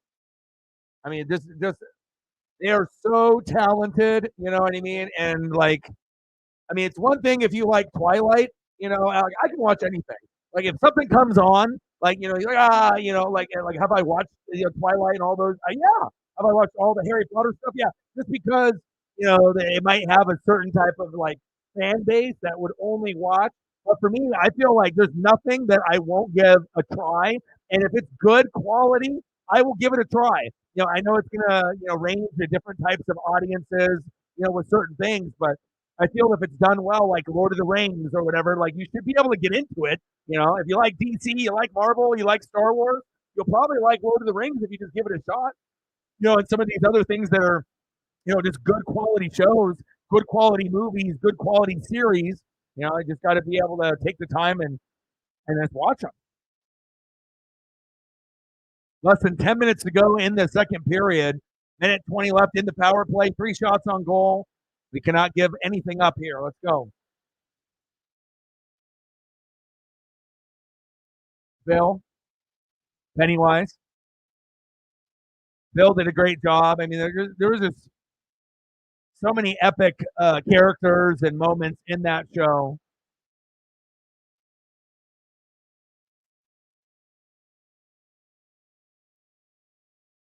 And you know when shows are like super good and like your favorite that you can't watch an episode. Like there's an hour and you're like, nope. Like you're like it's so good that even if you've watched it 10 times, already, like sometimes when you get into a show, it's like you're probably gonna watch like 2 to 4 episodes, 2 to 4 hours if you got the time, or if it's like before sleep, or you got some time in the day or in the morning or whatever. It's like it's impossible for me just to like watch one episode of something I love. So I can't do it, man. Like I gotta, unless I know I'm falling asleep and I don't want to miss it, I can have it on in the background, but I can't have my eyes closed. I have to hear it. I gotta watch it. All right, we're all even. 16 shots on goal for the Kraken, only 4 for the Sharks. God, the Sharks are terrible. We cannot lose to this team.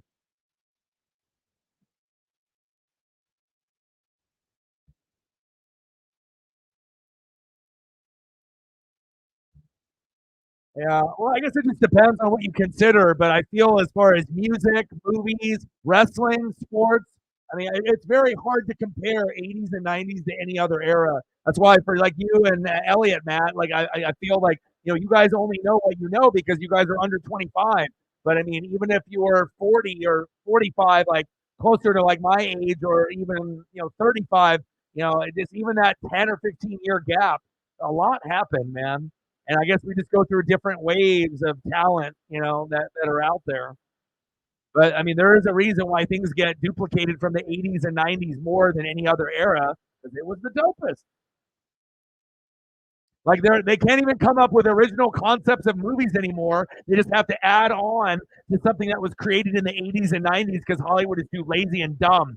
You know, it's like, oh, we should come up with a movie. Oh, let's do Ghostbusters, even though they did that, but then we're just gonna put like other characters in it. It's like there is no creativity to like make something with a name that's new and different. They're afraid that that's gonna fail, so they just have to attach onto something that was already famous and hope that they can get the younger crowd to watch it, and then the older crowd because they're intrigued to see how shitty it is compared to the original.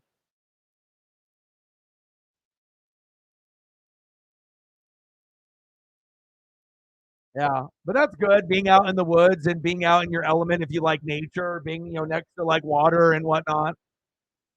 I mean, city life is one thing, like living in the burbs, but it's like it's nice to be able to have like the parks and the water, and there's it's a certain like outdoor element, like being in tune with nature, and it's like a part of your soul and who you are.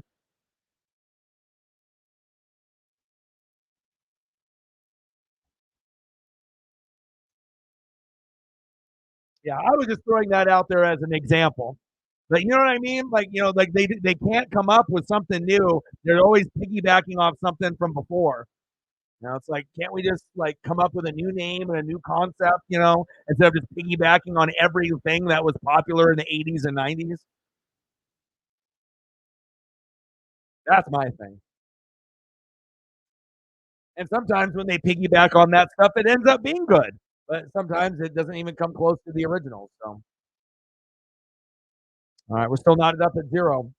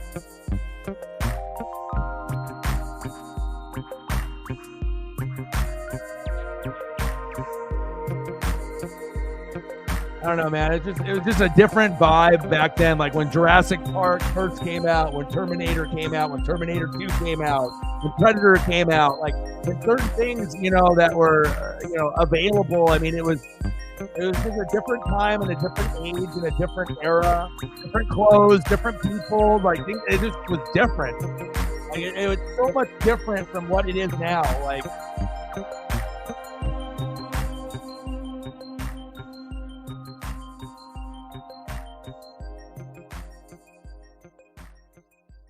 All right, about 6 minutes left in the second period. We're still knotted up at 0. Let's go, baby. Let's go, baby. Joey doing a good job so far, not giving up anything. Maybe a shutout today.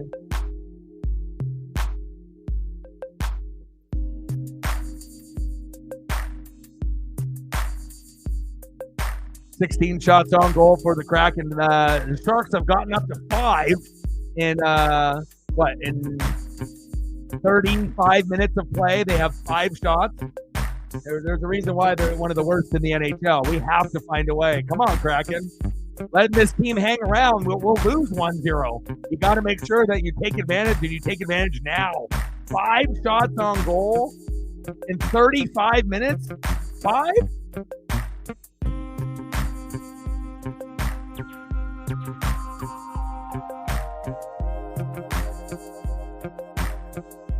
Yeah. It sounds like it would be a cool thing for me to watch. Nice save. Oh, they're getting chippy. Yanni with a little push. Yeah, 1-0.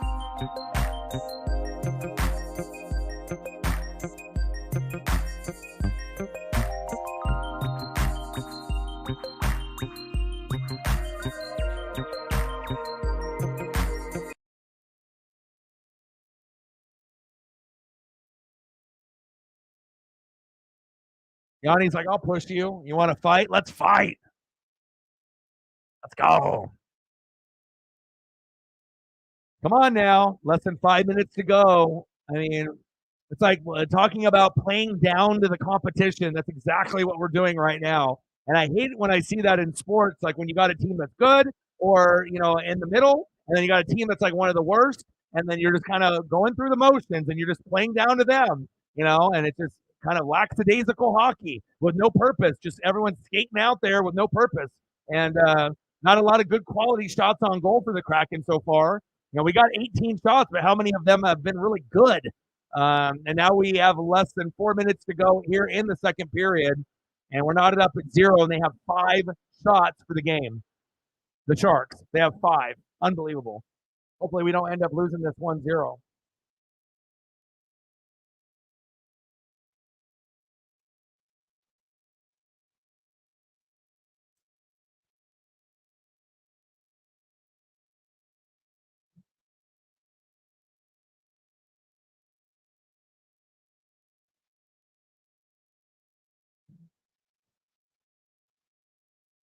Icing is called.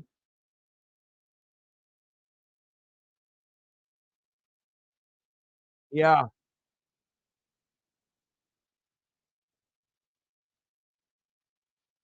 I wish Boston was on tomorrow, Judah. Tomorrow would be a great day to do a Boston game for you, but we only got Senators, Red Wings, Kings, Predators, Sharks, Ducks. That's it. So I don't really have any interest in any of those games, but I guess if I was going to do one, I would do Kings and Preds just because it's on TNT. And then we don't have any more hockey until the All-Star game on Saturday. So it's like if I got to possibly do a couple NBA streams unless we take a day off, I mean, I don't think the Blazers play both days.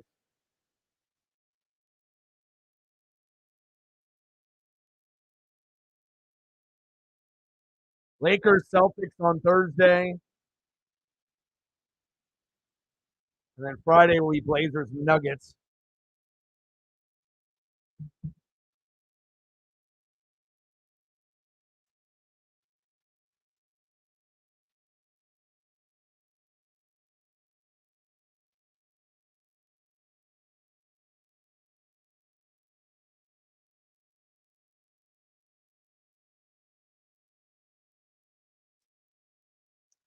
Less than 3 minutes to go here in the second period. Still knotted up at 0. Come on, Kraken. What do I got to do here? We got to put the cord up here. We got to put the Kraken logo. We got to put this logo closed up, dropping the anchor, buoy, buoy, buoy. Come on now,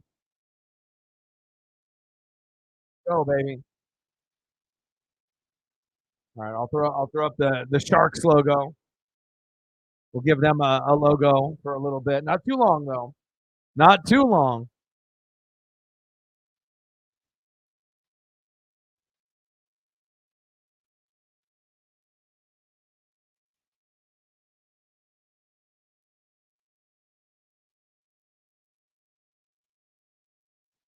Wow. Few thousand to Scotland? Yeah, I know. I just read a thing that she has a thing in Japan, and then she's gonna get back like a day before the Super Bowl or whatnot. But yeah,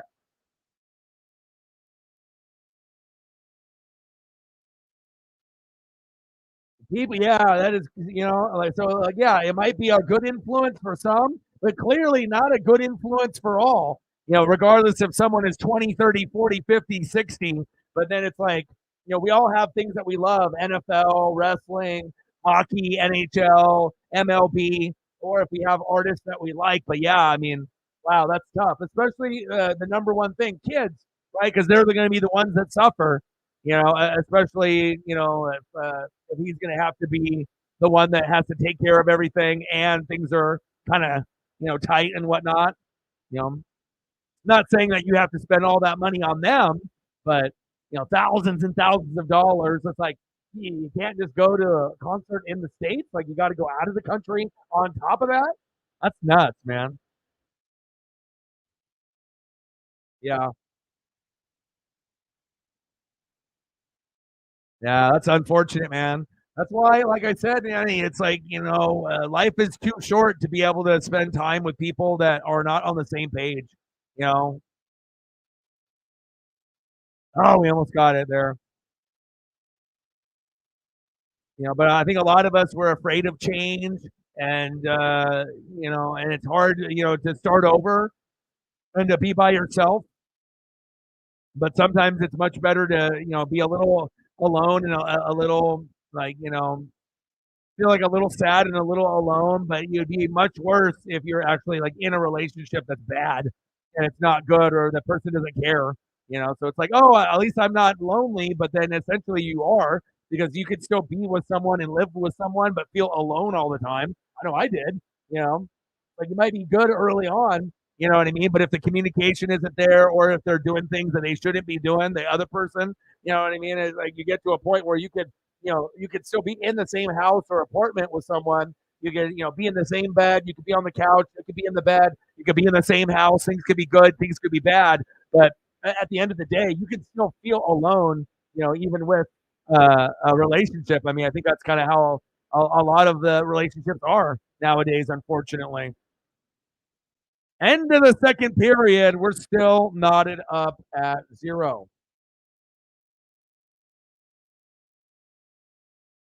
Wow, that's crazy. It made you almost eat your words. You're like, I'm gonna make sure I'm gonna do this comment for this particular reason, and then all of a sudden, a couple days later, the comment comes back to to bite you. You're like, I'm gonna. It's for the youth. It's for them. It's a good influence. And then you hear this news, and you're like, oh shit. Yeah, that's tough.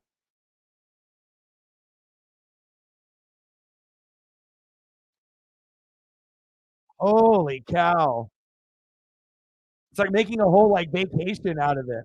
So it's not, but the thing is, if you're doing that, you're not only doing it to see Ed or to see her, right? You're also doing it to drink and eat and party. It's like you're not going, because like I said, if you're just going to like, oh, I'm going to Georgia or I'm going to New York or I'm going to LA or I'm going to Vegas, and then I'm going to catch this show and then I'm going to party or whatever. But if you're going like out of the country, you're making it a thing. Like it's not just that thing. That's just one thing that you're doing, but you're doing many things. So that's crazy.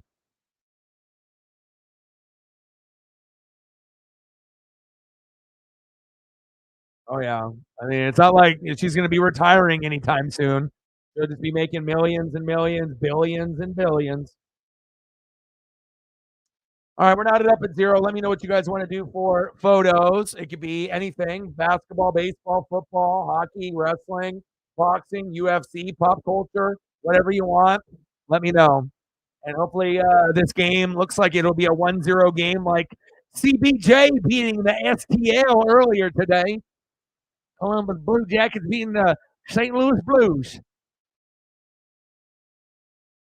Like, this is a game where, the Kraken could, essentially have won this game. You would think like 4-1, 5-0, something of that nature. But again, they're playing down to the competition, and it makes me a little nervous because if you're playing like this, I'm like, we have a chance for a shutout with Joey Decord, but again, we have more shots on goal. But I mean, these are the type of games, if you lose this and these types of games, the Kraken are not going to make the playoffs, as a wild card or in general. Like, you have to make sure you're taking care of winnable games against the bottom feeders, in the NHL. From Jade Cargill. Okay.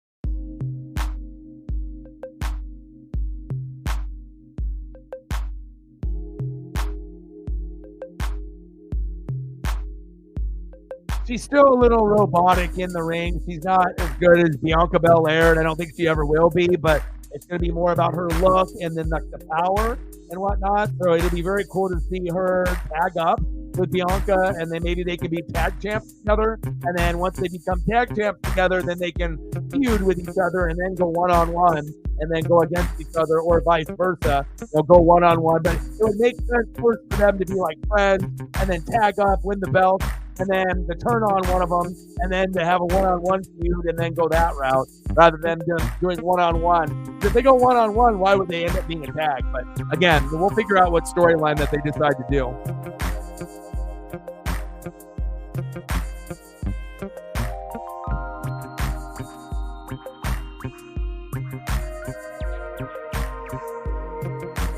She got the physique, though.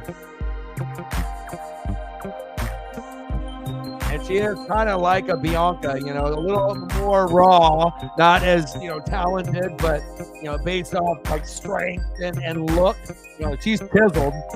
That's for damn sure. It's just about, being able to talk on the microphone and being able to, handle that, and then also to be not as robotic in the ring, to be a little bit more smooth in the ring.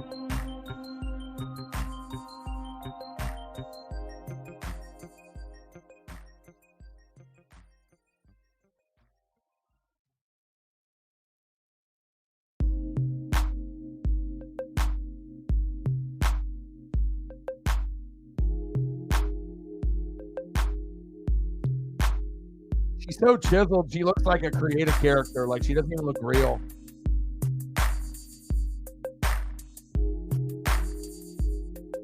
She's like more buff than the dude. She's got like 8-pack. She lifts weights. She is fit. But, if Bianca can mentor her, and whatnot. Plus, I've always wanted the Bianca Belair, Montez Ford, like, faction. I would like to be able to, see what they could come up with. But if they could do a faction with Bianca, Montez Ford, and obviously if they wanted to bring her in and have a few people in there, I'm not sure if they'll go that route, but it sounds like they'll end up tagging at one point and then they'll have a feud. So that'll be fun whenever that happens.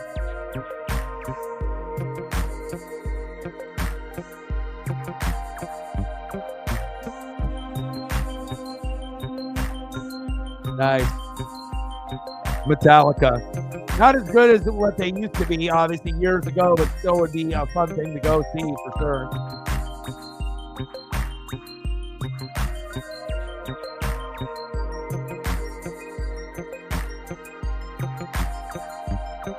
Yeah.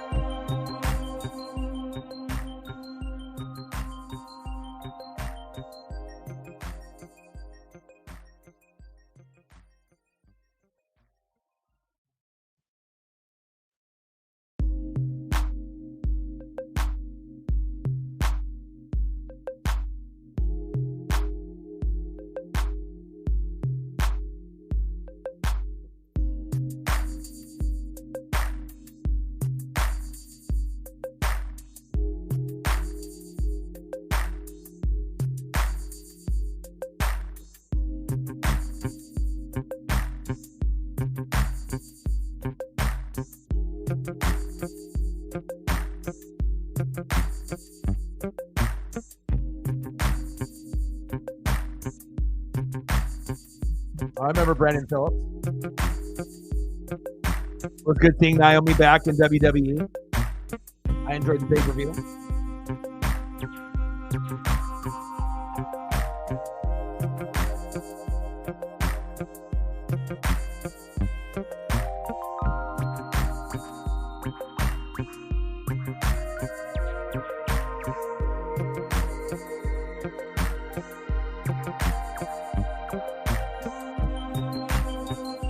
Would be able to be cool to see Sasha Banks back in WWE at some point.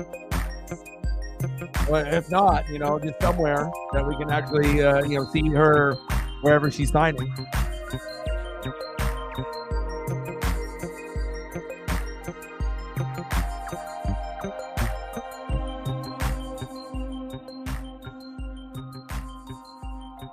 Yeah, I saw that. Steph versus Sabrina. Go Ducks. Sabrina can shoot through, so.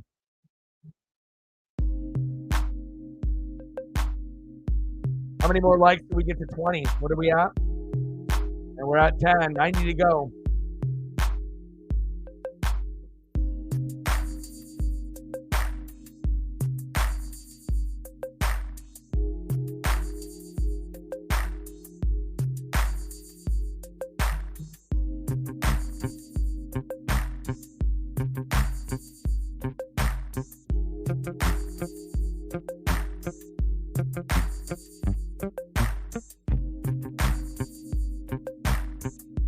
Yeah, Jade Cargill.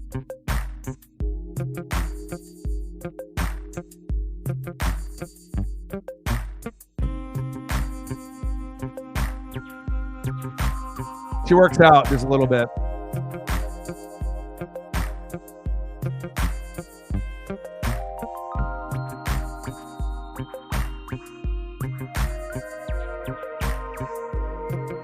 Zero still. Laying down to the competition. We got to find a way to be able to get this dub. Otherwise, they're going to lose 1-0. Kind of feels like so. Everything's obviously up above me on the scoreboard there. We're just waiting for the third period to start. You guys let me know what kind of photos you guys want me to throw up, and I got you. Keep me busy. And I think we need a few more to get to 15 or 20. Let's see where we're at. 8 more to get to 20. Hopefully we can get close to that number. And we're at 10. 90 to go.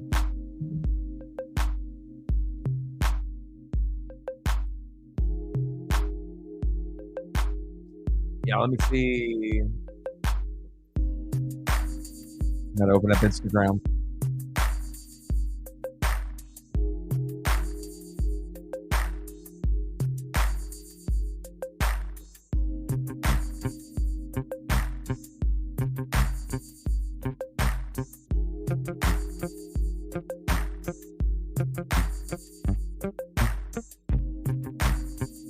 You got a hack, hook, hack, hook. That's cool. Now you have to figure out a case for it at some point. I like it.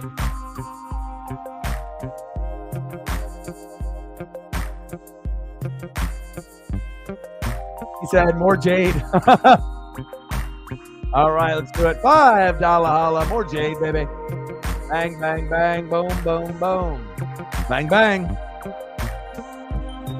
I mean, it's nice to be able to, we can mix it up, a little bit of this, a little bit of that. Appreciate you. 15:85 to go. More Jade Cargill, huh?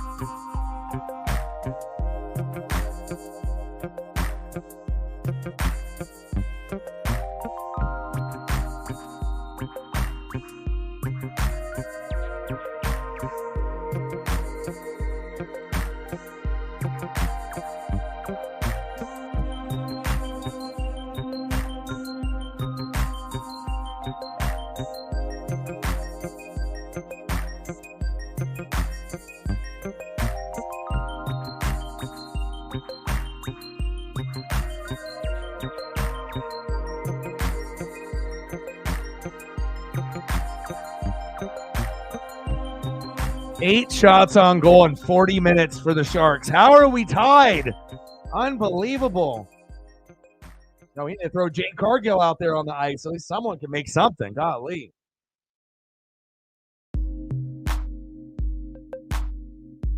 $15. Let's get to Hundo. 85 to go.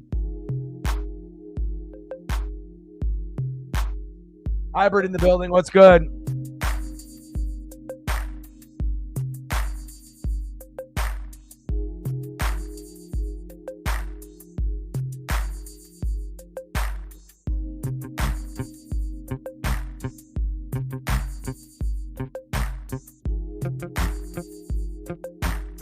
One benefit is that we might be able to get a shutout. On the other side, you know, we might lose 1-0. So hopefully we find a way to get on the board. And I would love a shutout. Even if it was 1-0, I'll take it. You know, a shutout is a shutout. So hopefully we can make that happen.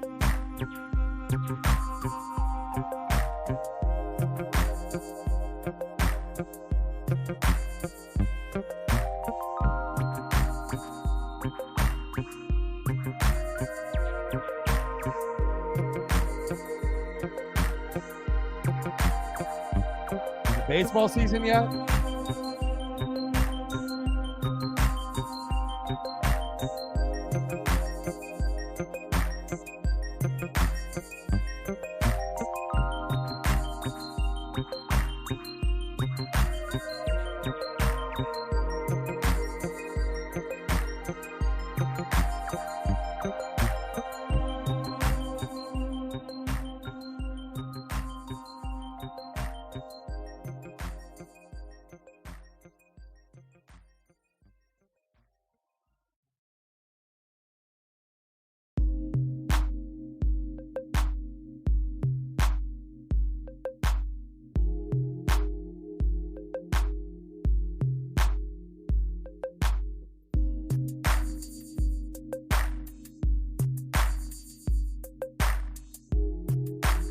Go, baby.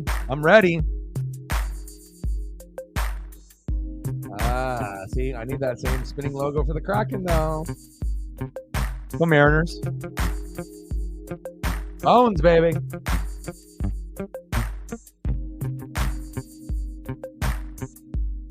A little bit longer. Couple weeks. Like 3 weeks. 3 weeks, 4 weeks. Yes, sir.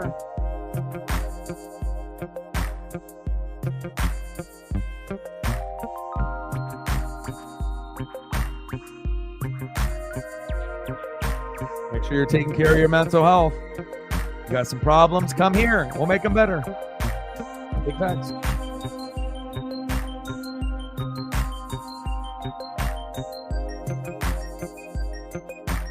Now we're waiting for the third period to start. 0-0 still. I need to go get my drink here real quick. Give me 1 sec. I'll give them the Shark logo for now. Woo!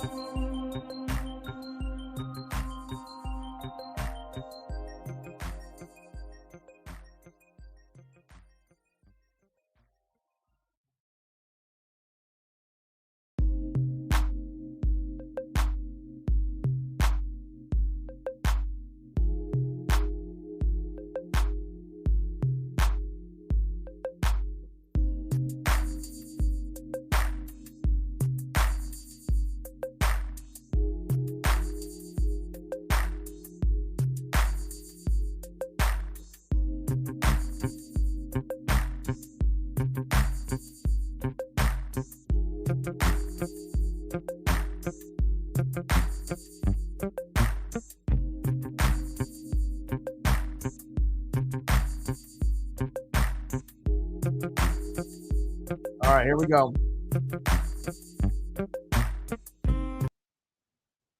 All right, let's get a shutout, baby. Come on, baby.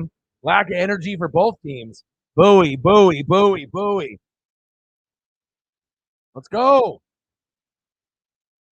This has probably been the most like lackadaisical, just going through the motions, Kraken game I've seen all year. 8 shots in 40 minutes. There's teams that get 8 in a minute. 8 in 40.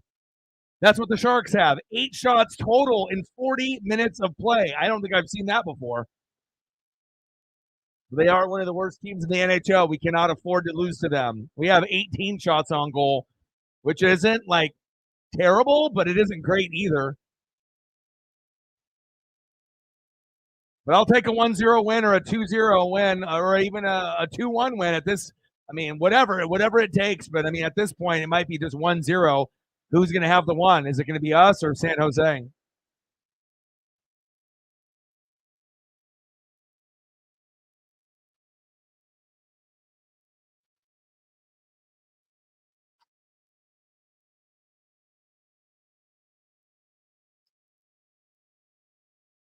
No fights.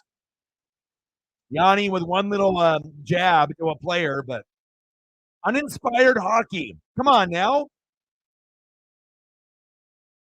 You got a cool look. You got a cool little background. Come on, San Jose. Come on, Hack. Come on, Decord.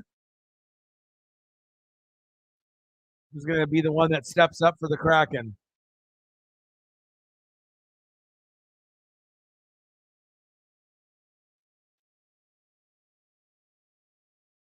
Passing really hasn't been that crisp for either team.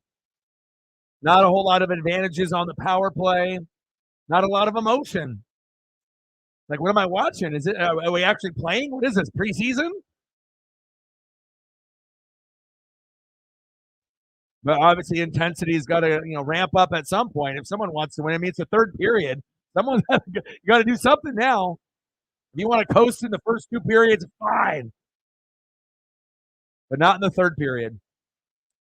I mean, especially when they started the game at fucking 7:30, which is late for me, which is going to be late for you guys too. I mean, 7:30 start, which is 9:30 or 10:30 if you're in the Midwest or the East Coast. That's extremely late. And then on top of that, being at 0-0, come on. I mean, we come here for the mental health and the talks and the vibe, but we also want to be entertained too, at least on whatever event we're doing.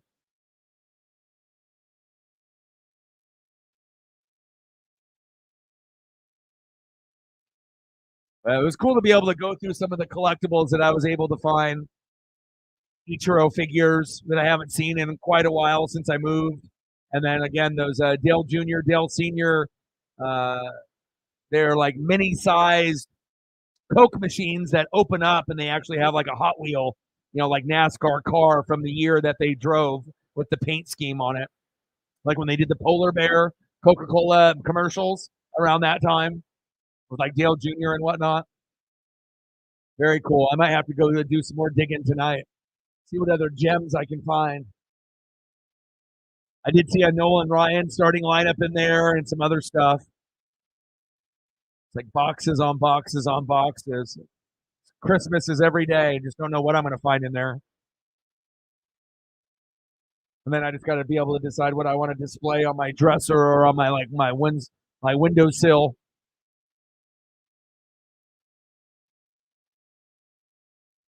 Wow, that was close.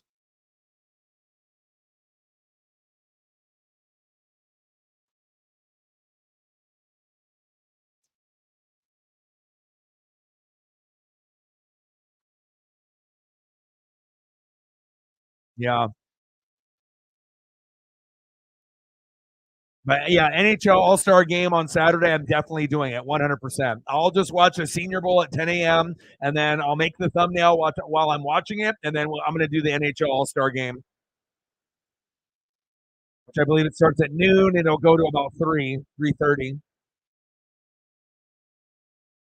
or maybe around 3 o'clock it'll be done.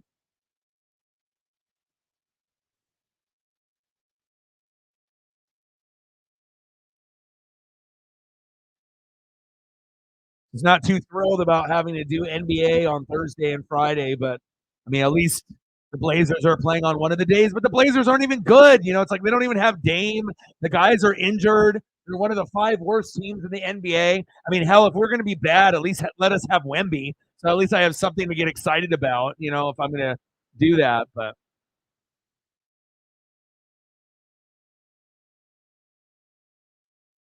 oh, here we go. Now we're getting chippy. Now we're getting chippy. Throw some punches. Yeah, yeah.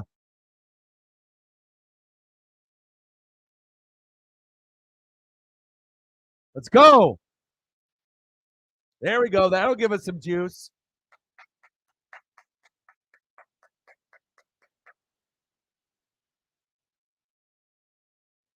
Like Funkos, Funkos. So you're all about the Funkos. I'm all about the McFarlands and the starting lineups.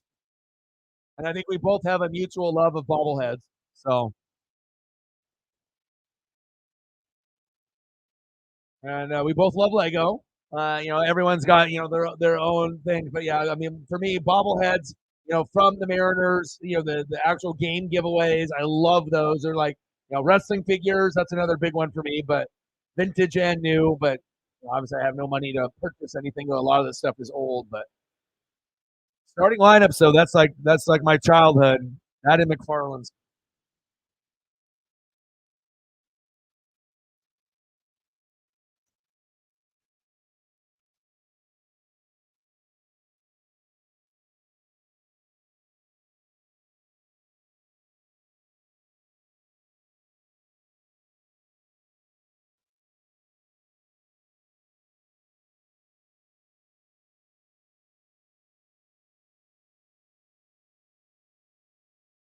I got you, bro.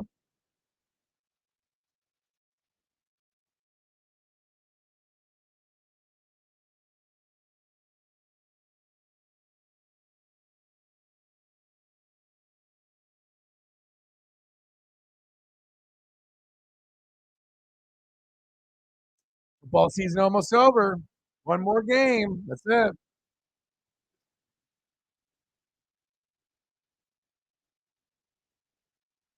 Season went by way too quick, like it does every year.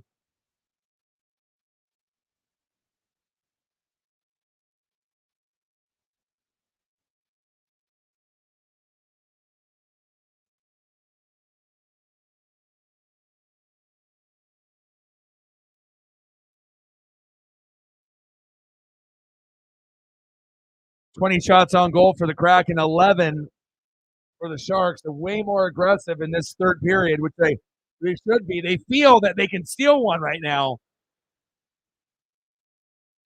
Ooh, stud.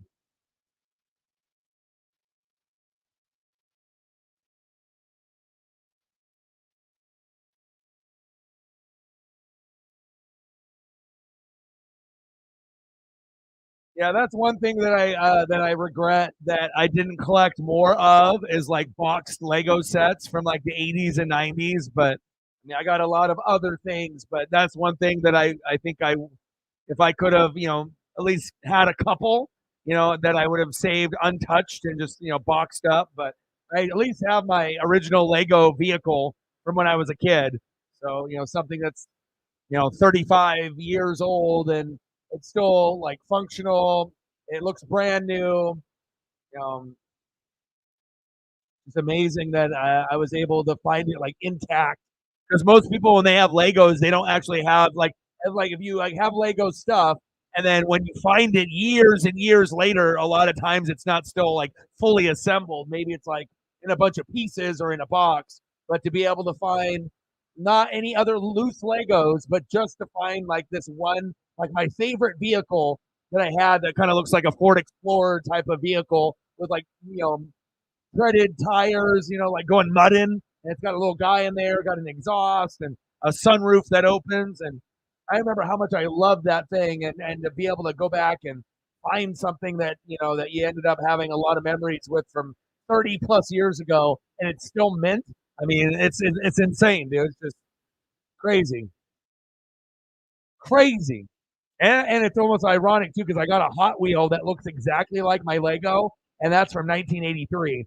And it's like a Hot Wheel Ford Bronco that's like black and yellow, and then it has like open doors that open because not every Hot Wheels had removable or open doors. Most of them you can't open the doors or the hood or anything. But on some of the early stuff of Matchbox and Hot Wheels, you were able to open the doors or the hood, which I thought was amazing, right? Like any little extra thing you can get with a Hot Wheel, which makes it that much cooler. So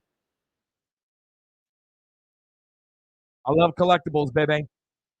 Got to be surrounded by them. Makes me happy. 21 shots on goal for the Kraken, 13 for the Sharks. Come on, baby.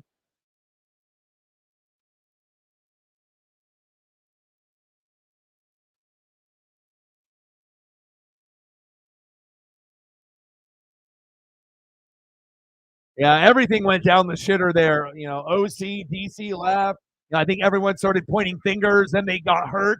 At the end, AJ did. And I think it just was like not everyone was on the same page. Obviously 10-1. Yeah, and then all of a sudden, one loss turned into two, turned into three, and then it was over. Like everyone gave up on each other. And then they fired the D coordinator, brought another guy in. Like it was just fucked at that point. Like, and it shows you, like, you can be a Super Bowl caliber team one year, and then normally you don't get back the next year. But still, the simple fact that the Eagles went 10-1 after going to the Super Bowl was impressive. But then the skid that they went on was crazy. Like I don't think we've ever seen a team be considered Super Bowl contender, right? Then to be a Super Bowl pretender and a playoff pretender within a matter of a month and a half. Like we went from like, oh my God, you guys are amazing to, oh my God, you guys are terrible. I mean, hell, the Buccaneers beat them. That's saying something. That's bad. Damn it. 1-0 Sharks. Fuck.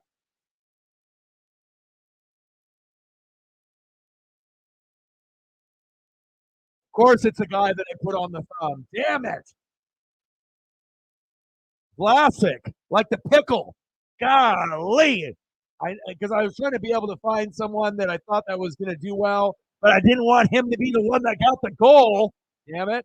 My ESP strikes again. Damn it.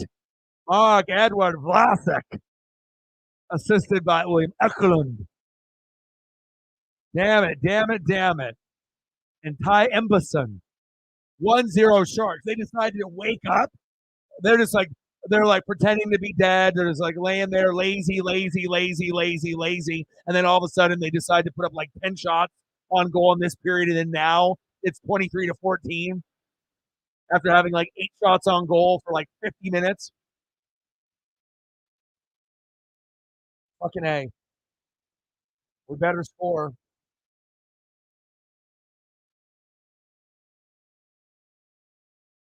And I mean, if the Sharks were a good team, that's one thing, but they're not a good team.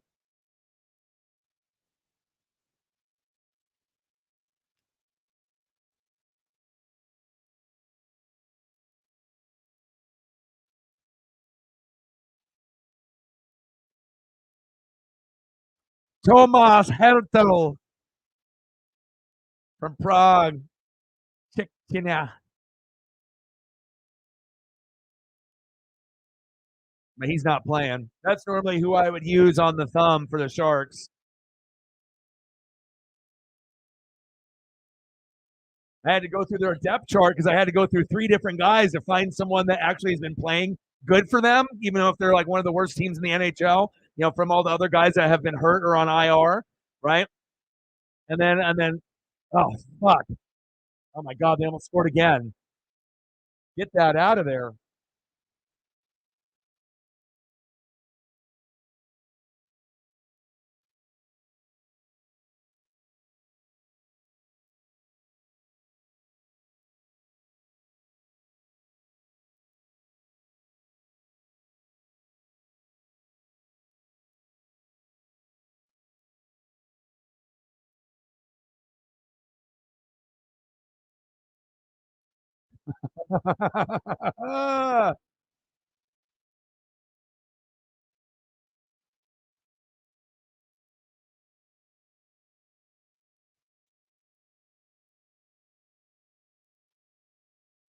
Vlasic.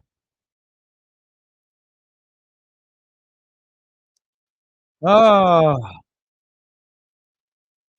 We need to get a power play. I mean, that might be the only way that the Kraken score here in this period.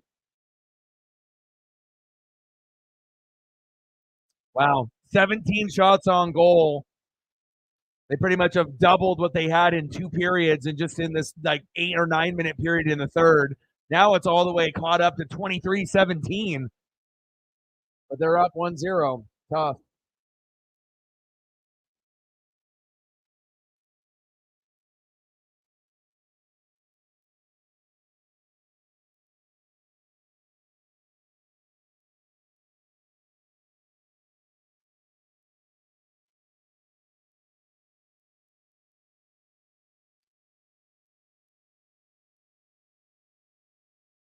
23 shots on goal for the Kraken, 18 for the Sharks.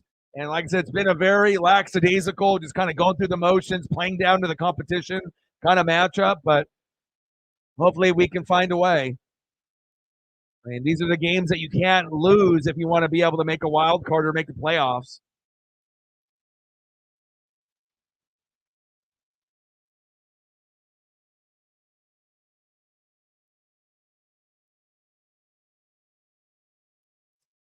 Tough.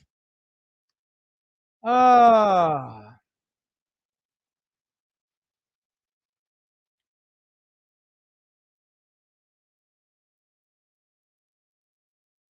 On a commercial break.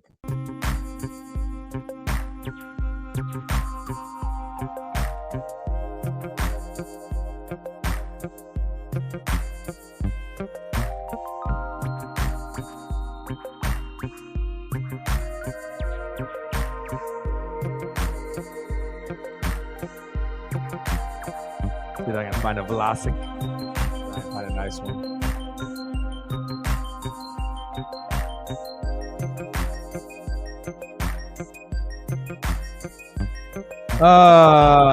Shit.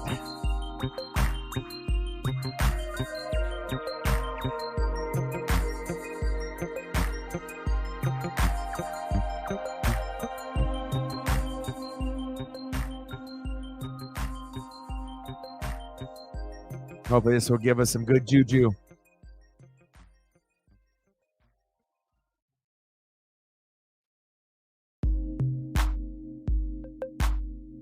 All right, Joey, find a way. You got to hang on somehow. Let's go, baby.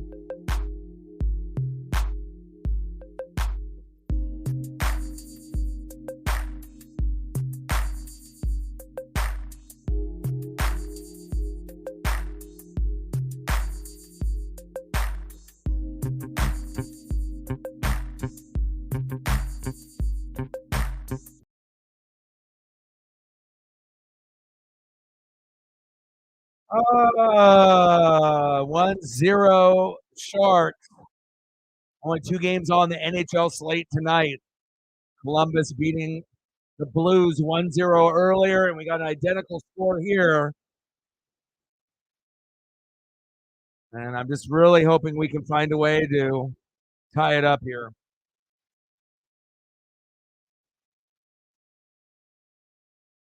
Yeah, I was kind of surprised they didn't call a penalty there when he got tripped, but not sure if that was like a home ice thing or whatnot. But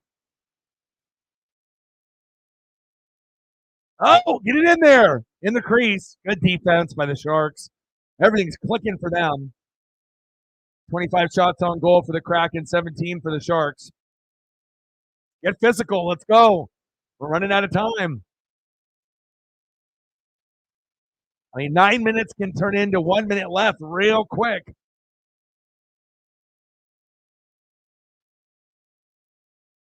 Sharp 13, 32, and 4. Unbelievable. How are we losing to a team like this?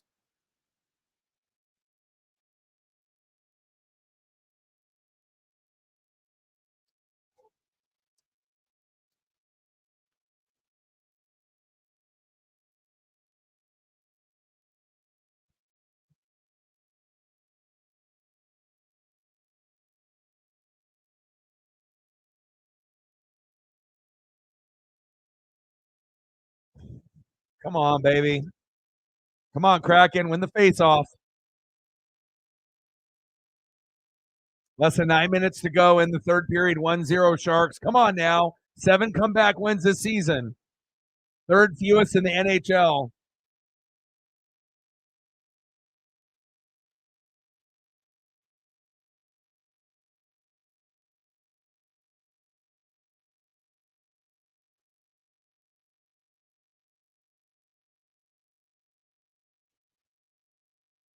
Curtis in the building. What's good? I enjoyed it. I liked it. I mean, normally we have more matches, but women's, men's, the Logan Paul, Kevin Owens was too short. And then obviously you had Owens get caught with the brass knucks. The ending didn't really bother me. It's just the length of the match was too short. Um, and then obviously with the fatal four way, we already knew Roman was retaining. So, I mean, it was like, eh. I mean, anytime you build up a guy so much where you know there's zero chance of him dropping the belt, then it ruins everything. Like, you already know what's going to happen. Like, you'll be able to see some cool moves up to the point where they, ring the bell and Roman still has the belt. Like, you want to have like some kind of believability that he actually might lose it. But then if you're trying to make him like Bruno San Martino or Hulk Hogan, where they got the belt for like fucking 10 years in a row and not lose, like it gets old, like storyline wise and believability. It's, like I feel like, WWE having Seth Rollins as champ or Cody or someone else would be much better. But again, they're building the storyline, long term storytelling, so that way when Cody does win it, right, it's going to be even bigger moment than it would have been if he would have beat Roman the first time around. So I get what they're doing, but overall, Royal Rumble was good. I enjoyed it. How about you? Do you enjoy it? Less than 7 minutes to go. 1-0 Sharks. Come on, Kraken. God damn it.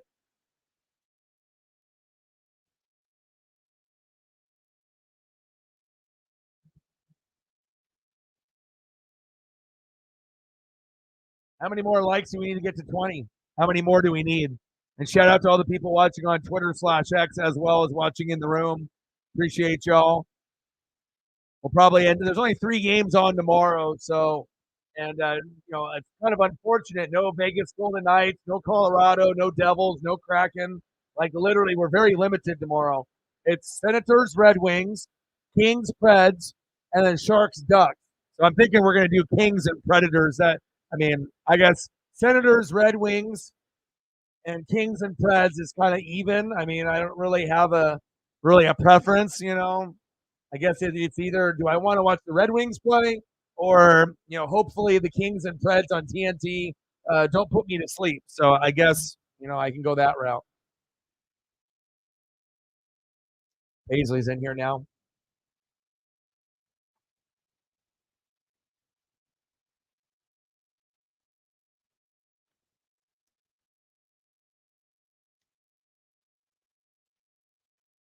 Six more.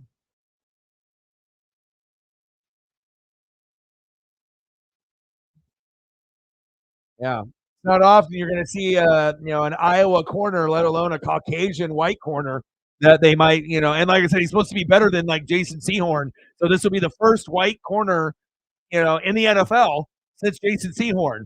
So there's going to be certain positions, where you're going to have white and black and Asian, Mexican. You're going to have, people play certain spots, but corner is dominated by the brothers, and it takes a special athlete to be able to, play that position. Now, I think you're going to be able to have probably more Caucasian safeties at some point, because you don't have to be as fast, and you can kind of cover, and you can play zone. But if you're going to be out there on an island, you got to make sure that you go that physical genes, kind of like a Christian McCaffrey. You got to have those genes, to be play a position that's dominated by the brothers. So for Run CMC to do what he's doing, it's amazing to see. But with Cooper, he could be pretty fucking special. The Great White Hype. That's what they calling him. Great White Hype, baby. Can't wait to see what he can do. That's wild that we've only had him and Sehorn. Like it's been that long, to be able to have another Great White Hype to go off and be like, this is something that I can do. So I'm very excited to see what team gets him. Hell, Tampa might get him.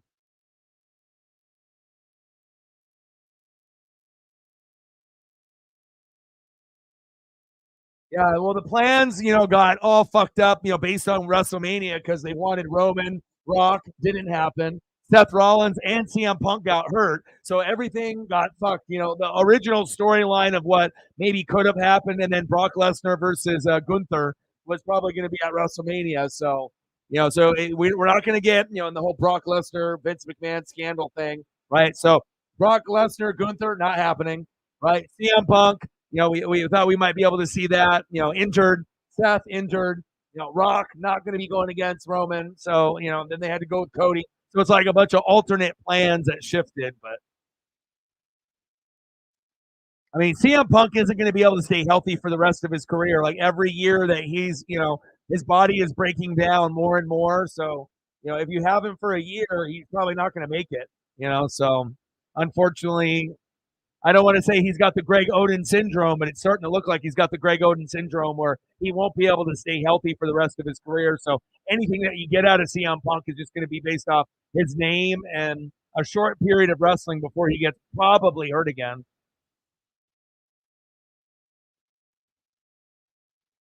Shot is wide. Well, you learn something new every day. And that's what makes it even more bizarre because he's that good, like all American. Like he's just as good as like a lot of the brothers that he's going against on the college level, and he may be the first corner off the board. You know, especially when we haven't had one since Jason Sehorn. That's fucking a little crazy. You know,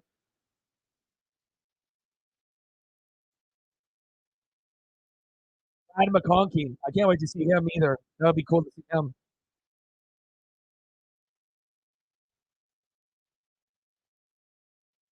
I saw a thing on Luke McCaffrey this morning,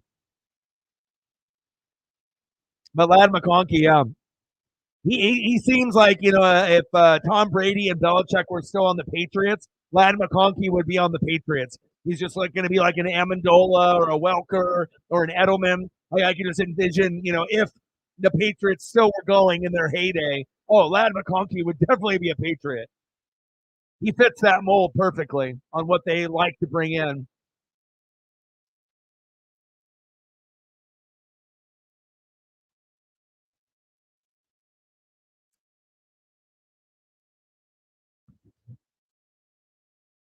Less than 5 minutes to go. Nice save.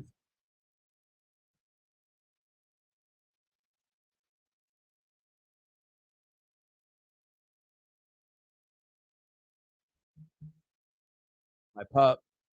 She's whining. She said, Dad, I'm almost done. I love you. She says, I want to go for another walk.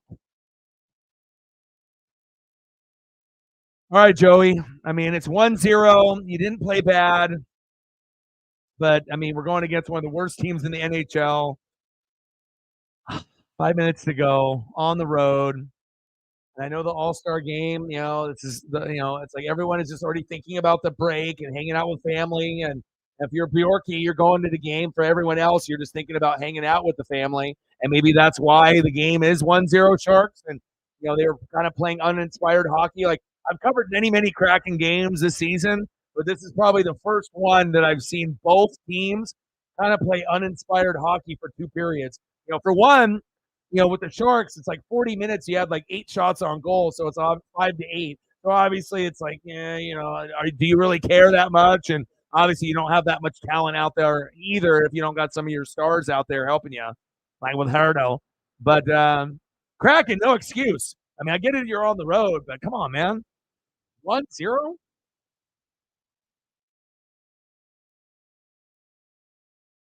Gotta wait for the commercial break. Come on, baby. Release the Kraken. Defend the deep, baby. Come on, Bowie. Let's go.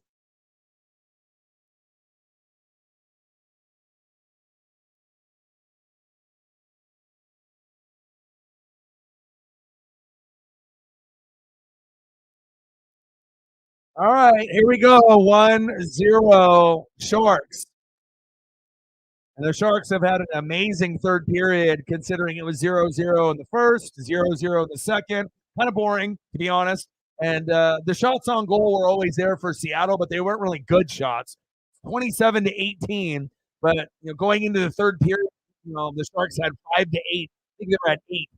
So, or maybe they were even as low as 5, if someone remembers what exactly they were at the second period. But it was somewhere between 5 to 8 shots on goal. Now they're at 18, but they made them count, and they've been much more aggressive in this period. And now they're a few minutes away from collecting a dub on the Kraken. This sucks. Good for the Sharks fans, I guess. But not good for the Kraken if they want to be able to make the playoffs or the wild card. Every game counts. I mean, this kind of reminds me of like the Mariners, where it's like if you didn't get 7 to 10 hits and you didn't get runs or more, we would lose 90% of the games. And you sometimes take games for granted until you get to the end of the season and one team's got 90 and the other team's got 89 or 88, and then you miss out on the playoffs. And that's kind of what I felt with Seattle. There was a few games where they just weren't really motivated or putting in the effort, and they came back to bite them. And you don't think about that when you're playing games in April or May, when you're trying to get to the MLB playoffs for the Mariners in October, but every game matters, even those ones early on. Come on, Kraken.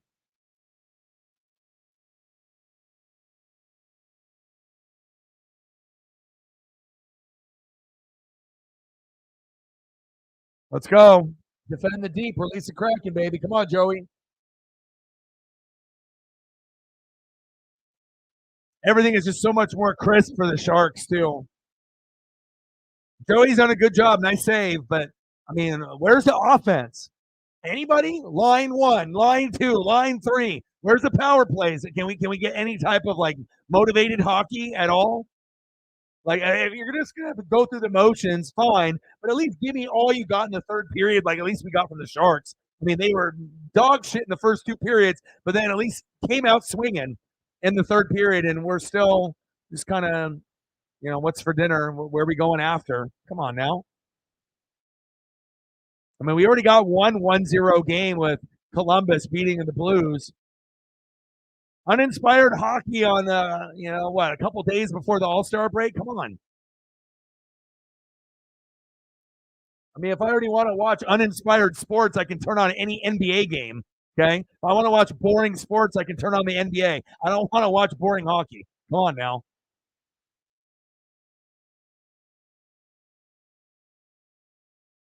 That was a good save by Joey.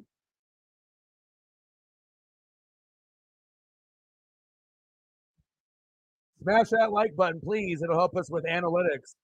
And then tomorrow we'll end up doing one of the 3 games, and then possibly Lakers Celtics on Thursday, Blazers Nuggets on Friday, NHL All-Star game on Saturday.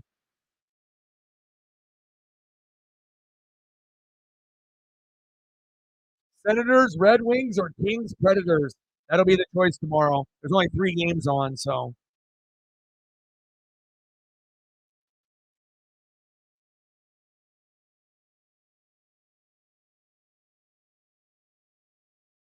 Gosh, I can't believe the Sharks have 20 shots on goal. What do they got, like 15 this period? Fuck.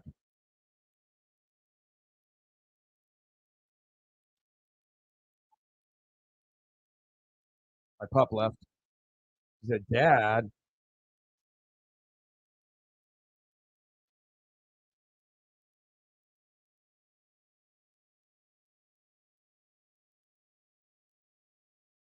Shout out to the people that sub to the channel. I appreciate that. Shout out to the people watching on Twitter/X. Less than 3 minutes to go in the third period. 1-0 Sharks. 28 shots on goal for the Kraken. All of them shitty. 20, for the Sharks. 15 in this period, and at least they made one of them count. Less than 3 minutes to go. Come on. If we don't get a power play in the last 3 minutes, this is over. It's going to be a 1-0 loss or possibly 2-0 if we go open net.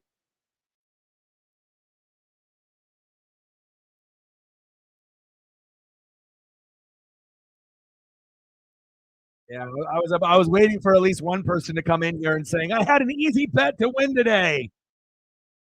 But if you were going to be a betting man, most people bet money on the Blues and the Kraken today. And yeah, I mean, that's just the way that the cookie crumbles. I mean, I didn't know that we were going to get 0 effort out of certain teams a couple days before the All-Star game. I thought we're going to complete the journey until the All-Star game, but everyone's just like giving up. I can only imagine what we're going to get tomorrow in the 3 games.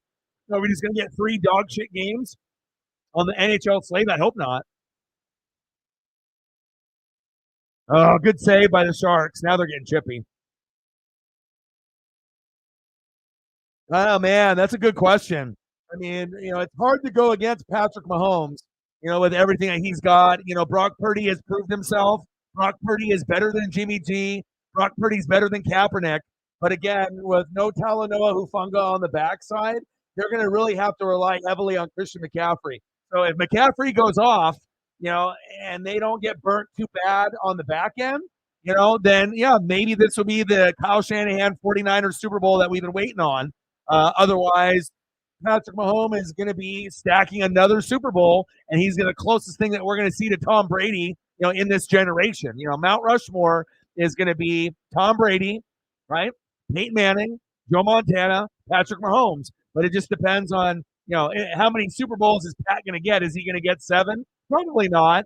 But he missed. But there is a good chance that Pat could, get 4 or 5. I'm not even sure if he could get to 6. Because you just got to think, how long is Andy Reid going to be there? Are they going to be able to get a tight end for Travis Kelce at some point? Is Chris Jones? You're going to have to find a replacement for him. So, but it still feels like, if there's anybody that's on that Tom Brady level, and obviously we know that Mahomes was like the underdog, Brady and Gronk and Belichick were the villains, but now they're gone. No more Brady, no more Gronk. Belichick doesn't got a job. So now, it's all about jealousy and envy, and then obviously the whole Taylor Swift thing with Travis Kelce. The Chiefs are the new villains, and they're going to be for the rest of their careers. Like, as long as they're good, and as long as they're making AFC championship games, regardless if the relationship continues with them or not, they are going to be the new England Patriots for the next 10 to 15 years. That's just the way it's going to be. You either are a Chief fan or you're going to be I don't know if I'm going to say Chief hater, but they're just going to be that team that everyone envies because Mahomes is that dude. So I don't know, man. And then obviously Chiefs got a defense, Niners got a defense, Lions put up a lot of points. I mean, hell, if the Lions had any defense, they would have won that game. Let alone the 2 4th down calls that they blew by just should have kicking field goals and they went for it. So that was dumb. But right now, I grew up rooting for the Niners and the Joe Montana thing. But at this point, if you were going to ask me, like, who would I put my money on, I'm probably going to go Mahomes. Just because even though the Niners were like my childhood, I really like them. Even though I'm a Bucks fan and I love Brooks and Sapp and Simeon Rice and defense wins championships, defense wins games. Less than a minute to go. Not looking good here for the Kraken, but I think as of today, not being biased, I think I would have to go Patrick Mahomes because of who he is, and also that they have a top defense on that side with Chris Jones. Ooh, Chris Jones. Damn it. 2-0 Sharks. Open net. Oh, unbelievable.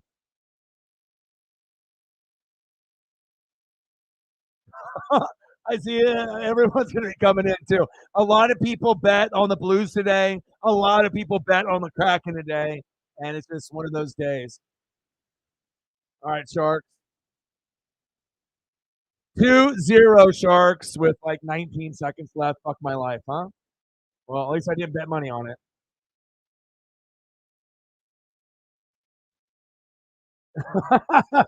He's like, thank God. He's like, I need one more. You knew they were going to get up at least 1 or 2 open net shots, but most of them are going to be wide right. But that one was perfect. So you win a little money there. Yeah.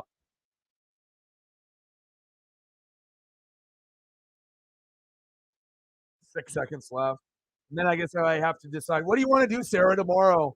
Should we do Senators and Red Wings for the Red Wing fans, or Kings and Predators?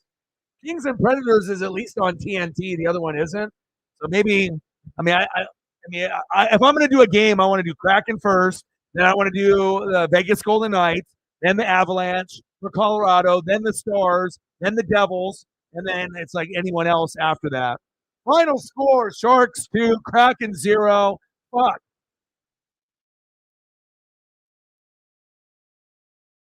Well, Joey, you tried. But congratulations to the Sharks. Mackenzie Blackwood, first shutout in 61 starts. Last time he did it in 2021. And of course, it was against the Kraken. God damn it. Well, I love you guys and I appreciate you guys very much. I got to go fucking take my dog on a long walk, eat some dinner, and we'll be back tomorrow. I'm pretty sure I'm going to do the Kings and the Predators unless I change my mind. But I think that that'll be a better matchup than the Senators Red Wings. I assume the Red Wings are going to win at home, and Sharks and Ducks aren't good enough for me to stream. So we're going to do Kings Preds at 4:30 Pacific tomorrow on TNT. So if you want to watch some hockey, there's only 3 games on tomorrow. That's going to be the best one. So if you want to hang out here and watch, I'll call the game. And then at that point, no hockey on Thursday, no hockey on Friday. Fuck my life. And then the NHL All-Star game on Saturday, and I will be doing a live stream for that also. So I love you, and I appreciate you guys very, very much. I hope you guys enjoyed it, even though it was tough for us Kraken fans.